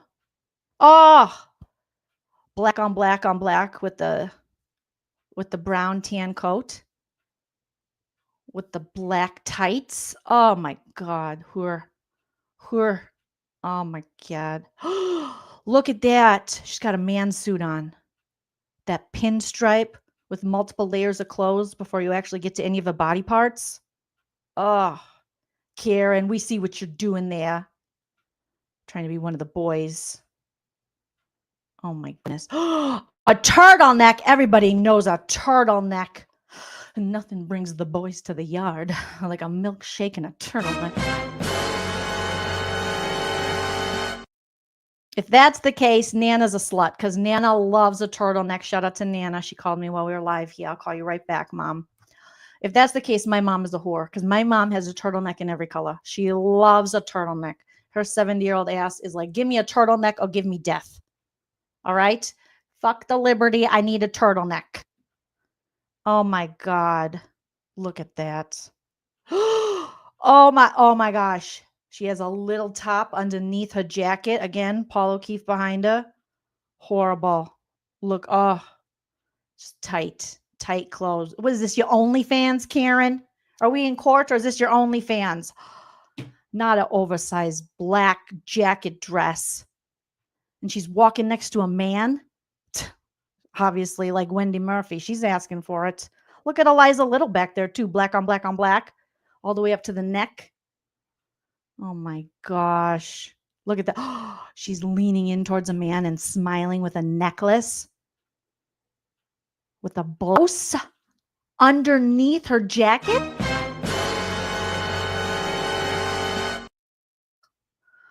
Why convict the cow when she's giving it away for free? You know what I mean? Oh, my God. Not a dress with a button-up shirt underneath, buttoned up to the larynx. Justice for Wendy, you were right. We women, we really are. Look at these sluts here. Look how tight that guy's tie is, okay? Ugh. Seriously. You're out in public, sir. Get it together. Wendy brings up some fascinating points, some fascinating jealous points that set us back as women a million billion years. Thank you, Wendy, in your shitty tweets and your misogynist takes. But yeah, right? I like her fashion too. But it's so funny coming from the lady that also wears pantsuits with blouse underneath. Isn't that weird? What's the difference between what you're wearing and what Karen's wearing, other than Karen's is cuter? Are you wearing? Is that a sports bra you're wearing under that jacket, lady? Wendy Murphy? Wendy, you're drunk. You're drunk, Wendy. Why you wear so much makeup, Wendy? Are you here to be a model or to do the law? You see how stupid that sounds? Look at her paint her cheeks. She's painting her cheeks. You know why she's putting rouge on? So she appears younger, fresher, newer. Appeal to men for mating, for sexing. She says, let's go. Inseminate me. Okay? Spermination. Put a little rouge on. My great-grandma used to say only whores wear rouge, so you're supposed to squeeze your cheeks to give that natural youth, vitality. I got eggs, and they're ready to be cooked. Okay, I know what she's saying. What's with all the eye makeup, Wendy? What's going on over there? Why you got your bedroom, your nighttime eyes on during the daytime? That's clubbing makeup. That's not daytime lipstick. That's nighttime lipstick. Okay, we see. I've seen that Kylie Jenner palette before. Cuter, better. Oh, Wendy. Wendy, come back to the lady team. All right? Stop hating. Just to make money. Just to make money, lady. Just to make money. Come on now. Seriously. Serious. Cereal. All right, you guys. Well, we did it. We did it. We've solved the world's problems. The Karen Reads, issues people have. We addressed it. We did it with Dunkin' Donuts. We Googled who's long to die in the cold. All right. We found Wendy's internalized misogyny, her pick me. I'm one of the guys. I'm cool. How dare she have a better suit than me mentality? And we picked it apart.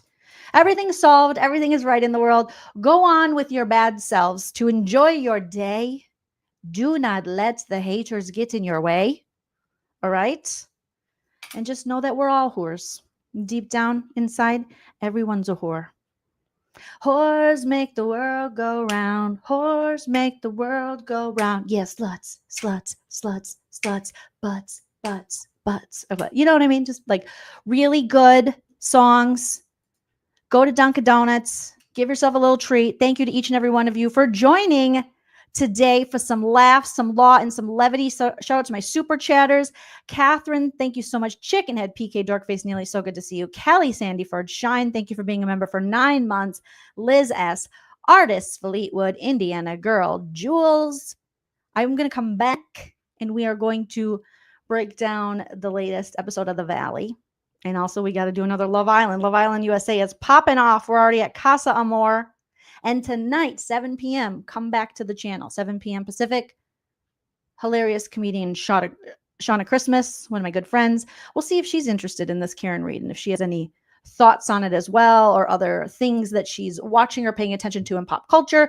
If you haven't already, go show her special some love. I have a link for it in the description of the video, but I'm also going to drop it in the chat. She's almost at 10,000 views of her new comedy special. So let's go support her.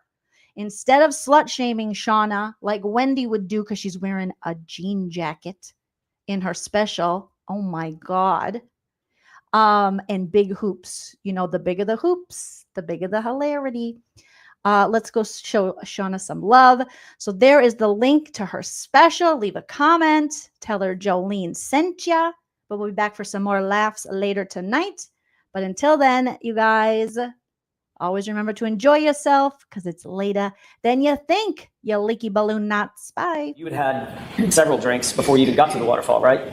I think it was 3 to 4. Did you drink additionally at the waterfall? I did, yes. Did you drink whiskey or beer or what? Whiskey. Okay. How many do you think you had? I couldn't put a number on it. At least a couple. And ultimately, you left from there in your personal vehicle and drove over to, that's the Jeep, drove over to the waterfall, correct? I drove over to the waterfall? I'm sorry. I was at the waterfall. Left the waterfall, drove over to 34 Fairview. I did, yes.